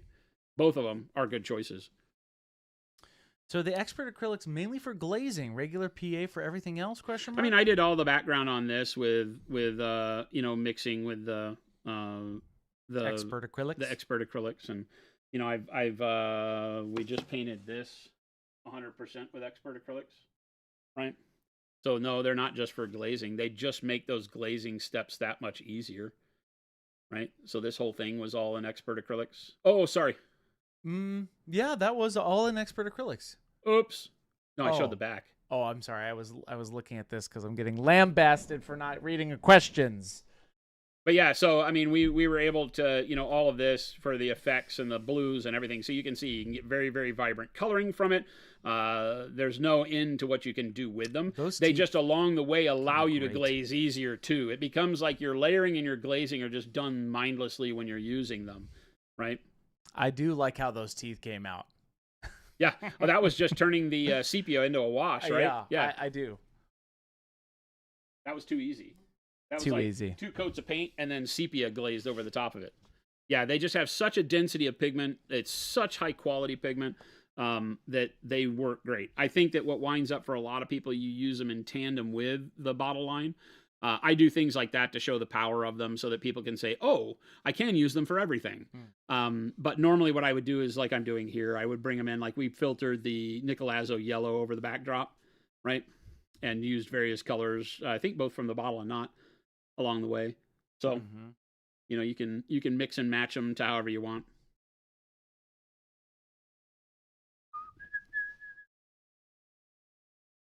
Necromancer Palette, thank you for making my dreams of having the wizard's butt real. After years of searching, the butt is finally, yes. And also, that is one time. Panic Bomb, why don't you ask your question? Why don't you ask me your question, Panic Bomb? You forgot my question last week, but it's fine. But I forgot what it was. Why don't you ask it? Dig deep, Panic Bomb. I won't take it. Lumberjack, I won't take it. Won't take what? I won't take this. Take what? This ridicule. And hey, speaking of ridicule, it's how they show affection and love. It's true. Chris. I know. It's in their weird, beautiful way. And that's you know what? Hey, that's okay. When there's this many of you in here, yes, we did. Yes, we did. Did you answer the question about the shipping to Scotland earlier about the UK? Or it's on. Yeah, it's on. So what was the question? Shipping to Scotland. What was the question? I was. That's what I'm saying. Do we ship to Scotland right now? Well, he's saying, did Jason answer the question about shipping to Scotland? What was the question? That I've just said it. Did somebody ask, do we ship to Scotland? Not from the U.S., from the EU, and we turned on the U.K., and it'll stay turned on from now on. There it is. There is a note on checkout in the cart and checkout page, or I think just on the checkout page in the EU site, that notifies you that orders over 135 pounds sterling will be dutied by your local governments. You're not allowed to we say have that. No control over that. It's not charged for on our end, so that happens. You'll have to go and pay at the time of delivery. So unfortunately, that's out of our hands due to Brexit. But he said duty. Yeah, duty. Duty. But yes, you can now get shipments direct to England and see the pricing on the EU website without any hassle. We tested it over the weekend. So duty, Mr. Jason. Duty. See, I got you. Oh, I do have a tea right here. It's actually an Arnold Palmer, but. Oh, did you get me one?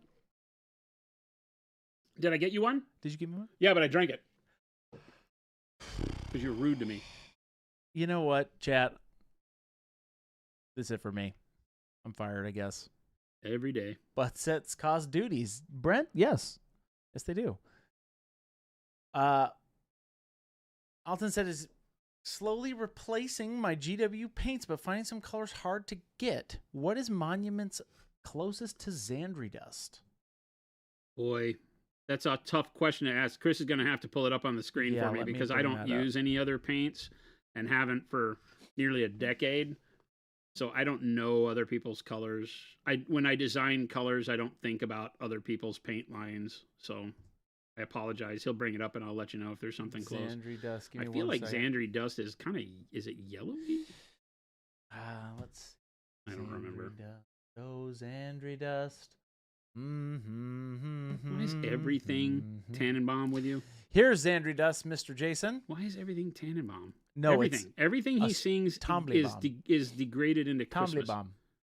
Oh, Xandri dust. Yes, like yellowy. So khaki? Khaki's pretty close to Xandri dust. Yeah, khaki would be your best bet. Khaki. You might take a little bit of dark yellow green and mix it in there just to bring the value down. But I think khaki is your best bet.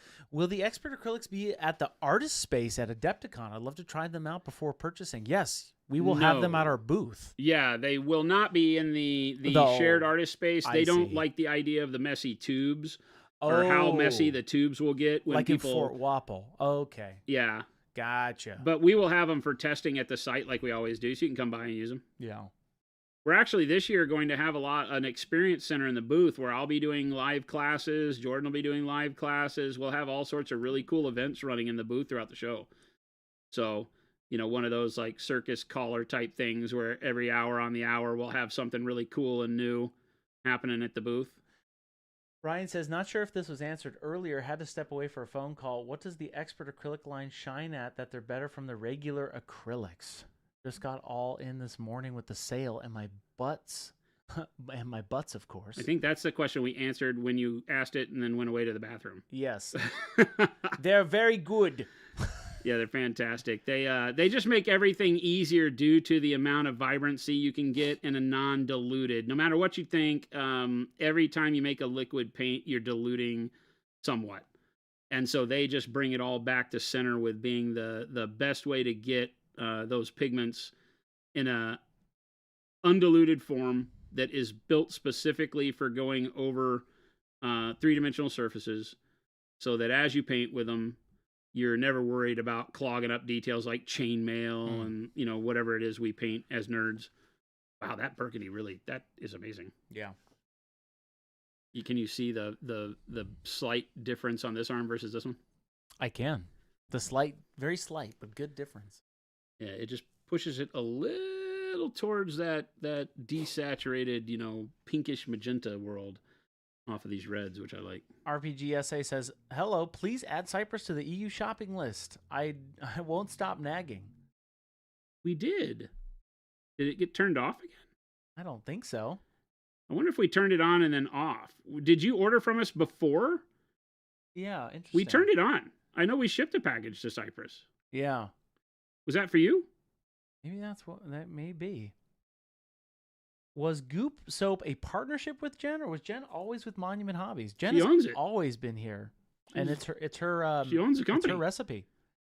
She's the Lord Commander, high in command. Yep.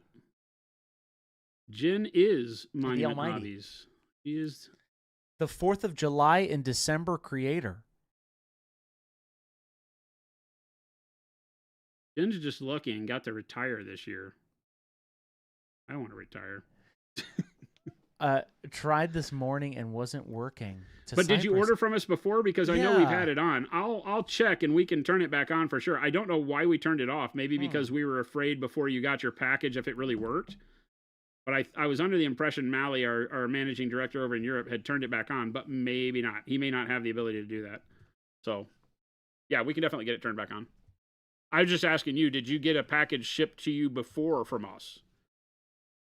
RPGSA. If you've tried today and it didn't do it, it won't do it again. I don't think it miraculously got turned on today. I'm talking about previously, because I know we shipped a package to Cyprus months ago at a customer's behest, and we were waiting, I think, to figure out like what the customs and import fees might be and all that, but we can turn it back on for sure. That's right, Jen. We work for you, and Jen makes things happen. Isn't that right, Jason? She makes things happen. That's what Jen just said. I own Monument Hobbies. These guys work for me. That's true. And guess what we're going to do in December?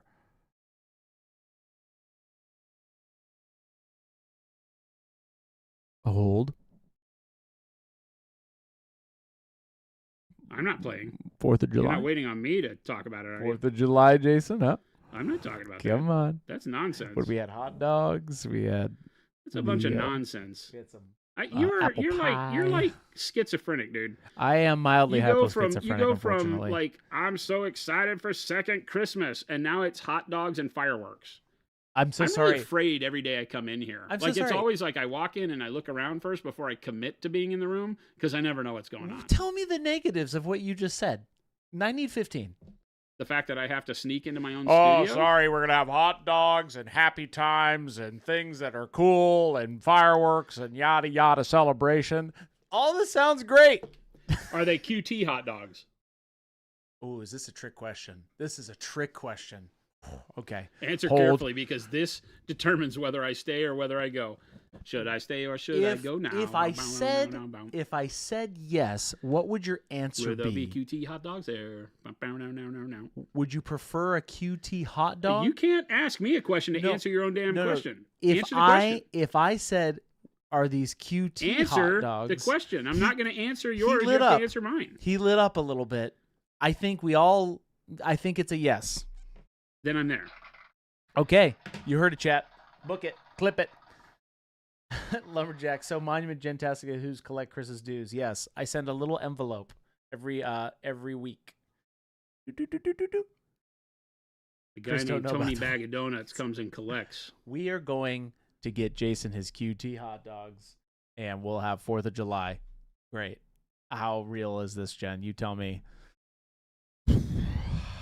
We do. It's the holidays again. Oh, one of these J's.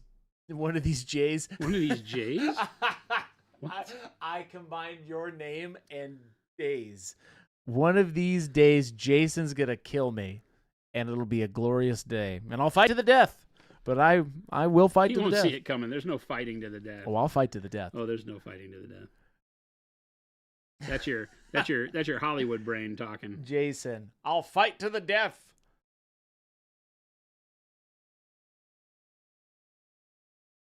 Yeah, old man. It's Jen. She's Lord Commander. We just work here.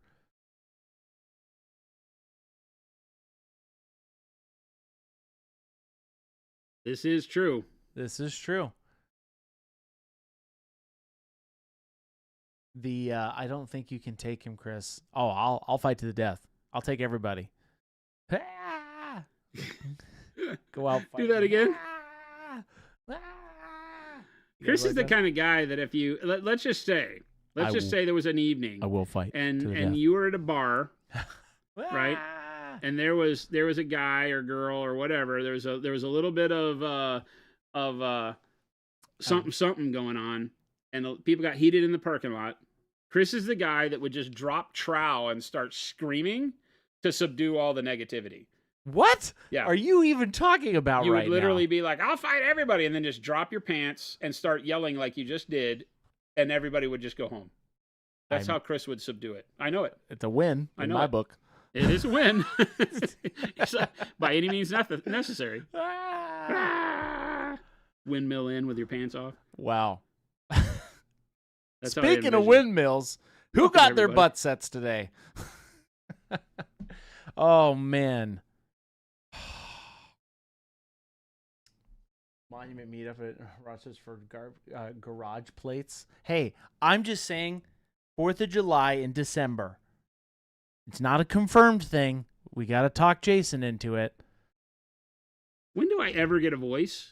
Right now. Never. Let's go. I've already said no. I can't say no any more times than I already have, Chris. It's back to Christmas carols. Necromancer, you're putting it very politely. So what you're saying is, in a long-winded way, he's an HR nightmare and a liability. Apparently, the third day our HR manager was here, I got backstabbed by Ellie. Just saying, she played me. They all played me. That was pretty good. You know what? I will be the jester for the king. I understand my role. Here we go. And here's what I will say about the jester, who is not a clown. A jester will always be there for the king, but yet can say the ridiculous things, but not be beheaded. The king can always be honest to the jester no matter what. And he won't behead the jester because he knows the jester will listen and make him smile. That is my relationship. Just say that funny men are a dime a dozen. That's what I'm going to lay out there. What? Just saying. You want me to go, Jason? Is that it? No. Is that what you're trying to do? No, I'm just saying. Hey, speaking of just saying. I already did this trick, and I'm not doing it again. What a week, Jason. It's only Monday. Well, no. A lot of my stuff happens before the fact. The prep. And then the follow-up. It has been a week. This week we haven't even stopped. It just keeps going. We're just going to keep going, Jet. King Hammer says 4th of July in December. Hell, red, white, and blue, brother. That's right. That's right, Kyle. No. Oh, darn it. I don't know how many times I have to say no. I've said it though. He'll do it. I've gone and said it. He'll do it. Jason will do it. The thing is, I don't have to say we'll do it because they'll just do it without me caring anyway. Nook says, that's how this works. Is this Monument Hobbies or Jerry Springer? I got the Duchess, but I'm going to do her non-metallic silver and a jade workup. Nice, Darth. Very cool. Yeah, I think she's got a lot going on that would allow you to pick whatever you wanted. I just chose this kind of darker tone on tone kind of thing that I'm digging with the bronze. Yeah. Red, white, and bronze for Chris's 4th of July. That's right, Ryan. Okay, maybe that's our December challenge. Red, white, and bronze? I'm thinking about it. All right. Red, white, and bronze or red, white, and blue themed holiday model, says Awkwardish. Cross the streams. Look out. No. Oh, it's going to become a thing. Look out. I mean, in July, we had to paint Santa Claus. Sorry, was I negative about that? No. Did that come across as a little heavy-handed? Jade says, I do feel the need to say, love the Elizabethan Spanish romance gown this robot is wearing. You can tell the research was done when designing. Hey, Ropa, not romance. Yeah. You want to know what's funny? This was all my idea. Oh. Well. I did the initial character design on all of these. Ricardo knocked it out of the park, though. He's the detail guy. But when I sent the kind of sketch work, we'll call it, over to him, it was all based off of like older Victorian, Spanish-leaning paintings that I had seen that I really liked. Italian. Yep. So yeah, glad you're picking up on that, and glad we kind of nailed it, right? I never really think about those things. I'm like, oh, this would be cool, but I have no idea. Like I don't want to say I have no respect for the history of art. I definitely do. Yeah. But not when it comes to stuff like that. I'm just like, what looks cool? Let's do that. Let's just imagine something. That's it. You okay over there? No, I'm struggling, Jason. I'm struggling. Yeah, these really turned out nice. The general, I think, looks great. Obviously, Surviathan, the fish Knight of Hooks, is fantastic. I love them. I think that this trio is an absolute it's an awesome start. Home run. Yeah. You know, if you take the time to paint each of them, or if you simply buy the 3 and set them in frames without putting any paint on them, or just zenithal priming them to get some detail to show out, I think you'll be happy with them, you know, hanging on a wall or sitting on an end table or on a desk. They're just great. I think now I would like you to paint them. As much as I find myself talking about all the cool non-painted things you can do with them, I still want you to paint, by the way. Yeah, I want to do that is the some goal fun here, zenithals is with to have you paint more. Mo says, will we eventually get a Fabio orc? A what? A Fabio orc? No. Why not? Why not, Jason? That's what Mo wants. Why don't you give Mo what he wants? That's not what I'm in business to do. We'll get you one of those, Mo. Mo, I love you, but no. Hey, how about that Fabio orc? No. How about no? How about? I know nobody listens to me, but I'm still gonna say no. Jason, it's almost time. We're gaining fast. I actually don't think I have anything going on after stream today, which is nice. I don't get to see Jason often anymore, chat. It's a sad day for me. I only get to see him in here. My office elsewhere. Yeah. It's a sad reality for old Christopher. Amazing Sauce says, I'm painting Tau Scout's armor black with green edge highlights to give the cool energy glow. Any tips to sell the effect? The green is the cool energy glow? I think so. And when you mean cool, you mean like an that's cool, man. I'm assuming. I'm always a fan of the glow coming from between the panels, not from the panels themselves. The edge typically does the opposite. It makes it kind of look like it's just like what's the term I'm looking for? Like edging bead. What is it called?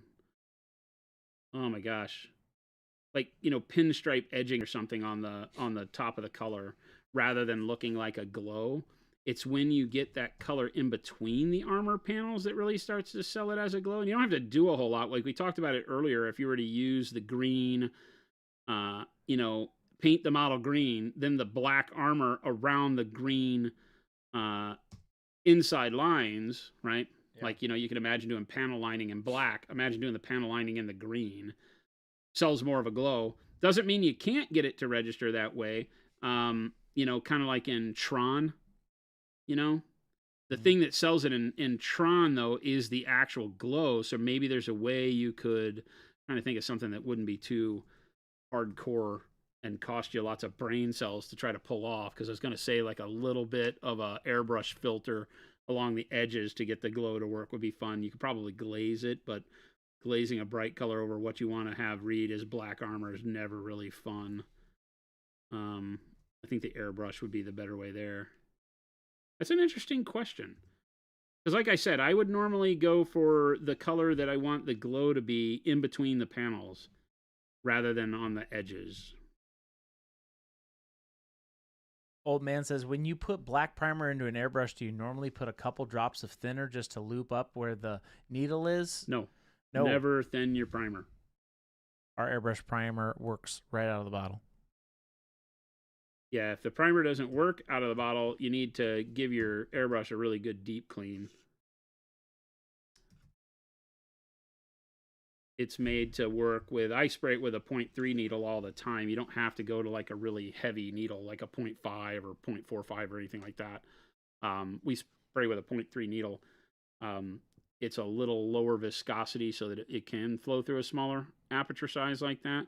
I wouldn't spray it with a 0.2, but don't thin it. With a polyurethane resin like we use, it wants to, go on the way it comes out of the bottle for best adhesion and for applying the tooth and the whole reason you're putting it on there in the first place. So try not to thin until you've got the primer on, and then you can start using it like paint and just thin it. So like people have been mentioning today, like, hey, what if I took your white primer and use it as a zenithal? Great. And then you can thin that because you're not looking for it to actually be a primer. It's really just a color for you at that point. Mm-hmm. And that works great.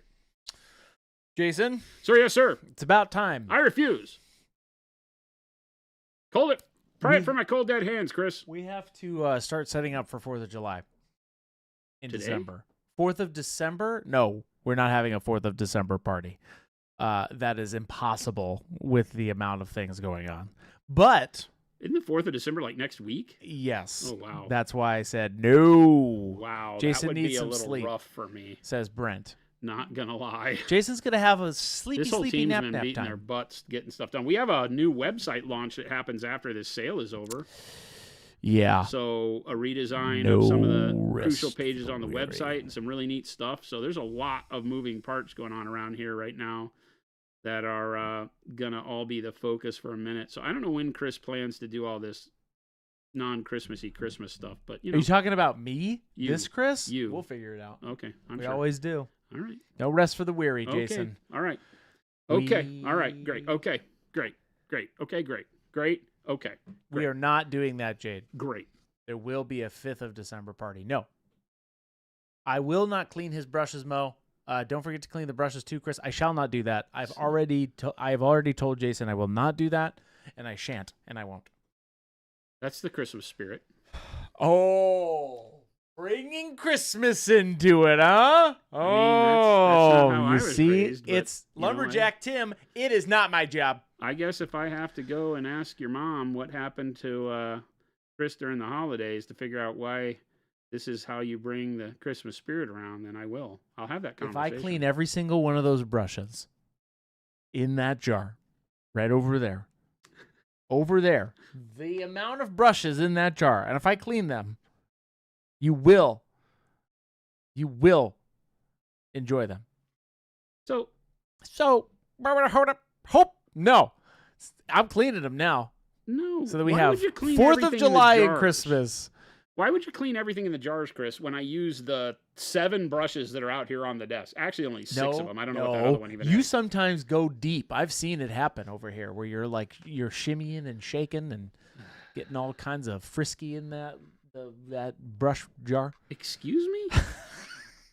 You heard You've me. never heard me or seen me shimmy and shake. I only ever do that when people aren't around. Shimmy and shake. Best Christmas present. Clean brushes. Thanks, that Chai Cat. False. The D8 1000. He didn't even clean that. Ruined my freaking effects brush. I did do that. I can't deny that Like, one. that brush was literally bought to do effects with. Hey, look at all those links, chat. Hey, check it out. Linkage. How about those links, huh? Links. Hey, if you didn't know, or if you're living under a rock or a bus that Baby J threw you under, it's the monumental week of firsts here. Wow, the chat. deflection is real. We have huge things going on. Check out those links. We have 20% off this week. What are we doing? Our poor fulfillment team, your poor wallet. Get ready. And we released Daddy's the Frameables. got to pay the bills. We released the Frameables, the Wizard's Butt set. I don't even know how many Wizard's Butt sets are left. You right now could be painted. We were about out of, I think, a third before I came over here. The by butts? like 11:30. The butt sets? The butt sets, yeah. Oh. I don't think they'll last through the week. Oh, no. If they last the next couple days, I'd be very surprised. Second breakfast, 4th of July on December 5th. It's a lot. False. You're right. Well, no. Double T, you are correct. We're not doing it on December 5th. Maybe we do it. I don't know. Who knows? We'll figure it out. I don't know. We'll figure it out. All right. All I right. think I got it. I got under the wire and I got it done. So zoom in super close on this. So people I'll can zoom see in super close. when we're doing this even closer. When we're doing colors that are close in proximity like this, right? It has the tendency. This is one of the ways that you blend, and it's not by blending. It's by mixing or using colors that are in such close proximity, hue and value wise, that as you go through the scale, you'll have to use a lot more colors to get where you're going if you want to go super bright. But by doing so, you get a natural blend. Like we've gone from mahogany to the black red to the burgundy. Yeah. Right. And you get this, you can't really tell where one color starts and one color stops. You've got all the way from the mahogany still raw on the back through the black red and then up into the burgundy. And it looks like a nice blend when in reality we haven't blended anything. The colors are just super close together. So this is one of those ways that you can start to get more confidence in your blending is by taking smaller steps as you go from your base coat to your highlight. It is tedious because it takes more layers. You got to paint more times. The same thing, making sure that you leave each color in a large enough area. You know, imagine painting these little bitty folds that are barely wider than my brush. You got to figure out, okay, how do I let mahogany stay in between them? Yeah. Black red on the underside of the fold and then burgundy on this. And so I've got 3 colors there banded together that look very well blended. And then I still have to figure out, I have to put enough of the burgundy on to give myself a place to do a highlight, right? So if I want to do a little bit of a textured highlight, I have to give myself enough landing space there. So that's the only concern, is that the more colors you use, the more delicate you have to be in their placement to realize that I have to be able to see everyone for it to be worth putting on there. And in very small details, and I say small, it's not like we're painting, this. Yeah. Right? We have very large surfaces here. But you can imagine doing that on a smaller model. So you might want to plan it to where you're using 3 or 4 colors max and doing that. And then if you're doing busts and things, you can go, sky's the limit. You can use like 7, 8 colors. I don't know that you could fit 12 colors on anything, but. Got a new Neo Lumberjack. Nice. They're awesome. I Awesome. love my Neo. Yep. With the mini on the back. Yep. And the Neo is pretty much the direct replacement to the OG. Chat. Thank you. Mm-hmm. Is it okay to use Goblin Green bases for Blood Bowl? The only time I would give you a pass is on Blood Bowl. And even then it's hard. Even then, because I really think that the base should be done in bright green with like, football striping on it, like white chalk striping lines on the bases themselves. And I still like brown better. Not black, because it's almost too high contrast, because I typically think in my head of Blood Bowl as having the green turf base. But if you're doing the pitch and like blown up bones for corn or whatever, it's fine. But yeah, the green, I just can't. It's hard. No, it's not all right. It's not all right. You shouldn't do it. You shouldn't. You should be like Chris and shan't. I shan't. Just shan't. Oh, I'll clean those brushes. Every single one. Double T, you got it. Thank you so much for hanging, thank everybody. you, everybody. Second breakfast, 4th of July on the 5th of December. It's a lot. It is a lot to take in. This is my day. So thank you so much for hanging with us. Remember, if you're new around here, hit the follow button, the subscribe button, the like button, all the good stuff. We stream on all 3 platforms, Twitch, Kick, and YouTube, simultaneously Monday through Friday from 2 p.m. to 4 p.m. Monument Standard Time. We're in the Mountain Time Zone here in Phoenix, Arizona. So hit all the buttons, use all the links, comment Monument Phil. Phil fired. Phil, you're fired. He's like, woo, days off right before the holiday. But hit all the buttons. Make sure you join up with us, because we will be streaming. We're going to stream through Wednesday this week, but that's it, right? Yeah, short week for us, huh? Off. Because we're off Thursday, Friday. We're off Thursday, Friday. I might come in and stream on Friday. You might come in and stream on Friday. I will set you up your little potato. I might do like a special long Black Friday stream. Okay. Like all by my lonesome. That could be kind of fun, huh? Would anybody join me if I did just one of Jason's solo rants? Jen could produce. We'll see. Yeah. You're trying to play Heresy on Friday? Here? Or someplace else? Oh. We could do like a big Monument Hobby extravaganza at HQ if anybody was interested. I don't know what everybody's got family for the weekend, but we'll see. We'll see. But Arcade Sanders like, no. Well, all right. Well, there you go. Yay. I'll be cooking. Yes. Cooking after Thanksgiving? That's commitment. I forget that not everybody celebrates Thanksgiving. That's true. Canadians have to do it like the next month. And Europeans are not really sure what it's all about. That's true, I guess. That's very true. But thanks so much for hanging out with us. As always, very much appreciated. You come by and spend your time watching paint dry with Chris and I. We love it. And we keep doing it. But we will be streaming Tuesday, Wednesday for sure. And then we'll see if we can't do something on Friday. If I come in and do some time, just some personal hobby time would be great. We'll see. I don't promise anything. I might feel like sitting around in my underwear and petting the dogs and playing video games all day, but we'll see. All right. Thanks. You've got the busiest week from Wednesday through Saturday. Oh, geez, I bet. I'm sure. Right? It's like shipping everything gets to be crazy this weekend. Yeah. But stay safe out there. It is the Black Friday weekend. Don't do anything I wouldn't do, which means don't leave the house. Yeah. Definitely don't go to Target for a TV at midnight on Thursday. Yeah. Or Best Buy. Or just stay away. Just go to our website. And sit at home and go to the monumenthobbies.com website. There you Everything's 20% off for the entire week. We've absolutely lost our minds. That's all the way through the end of the day, or 11:59 p.m. on Monday. That is both for the EU at 11:59 EU CET's time, I think it is, or whatever time is in France at 11:59. I'll shut it down there. And then 11:59 U.S. time Monument Standard. That's right. Here for the States. So you got a week, gang. You got 1 week. Plug in. Get it done. Thanks so much for hanging out. Stick around. Chris is going to find us somebody to raid. Love hanging with you. We'll see you back here tomorrow. Adios, gang.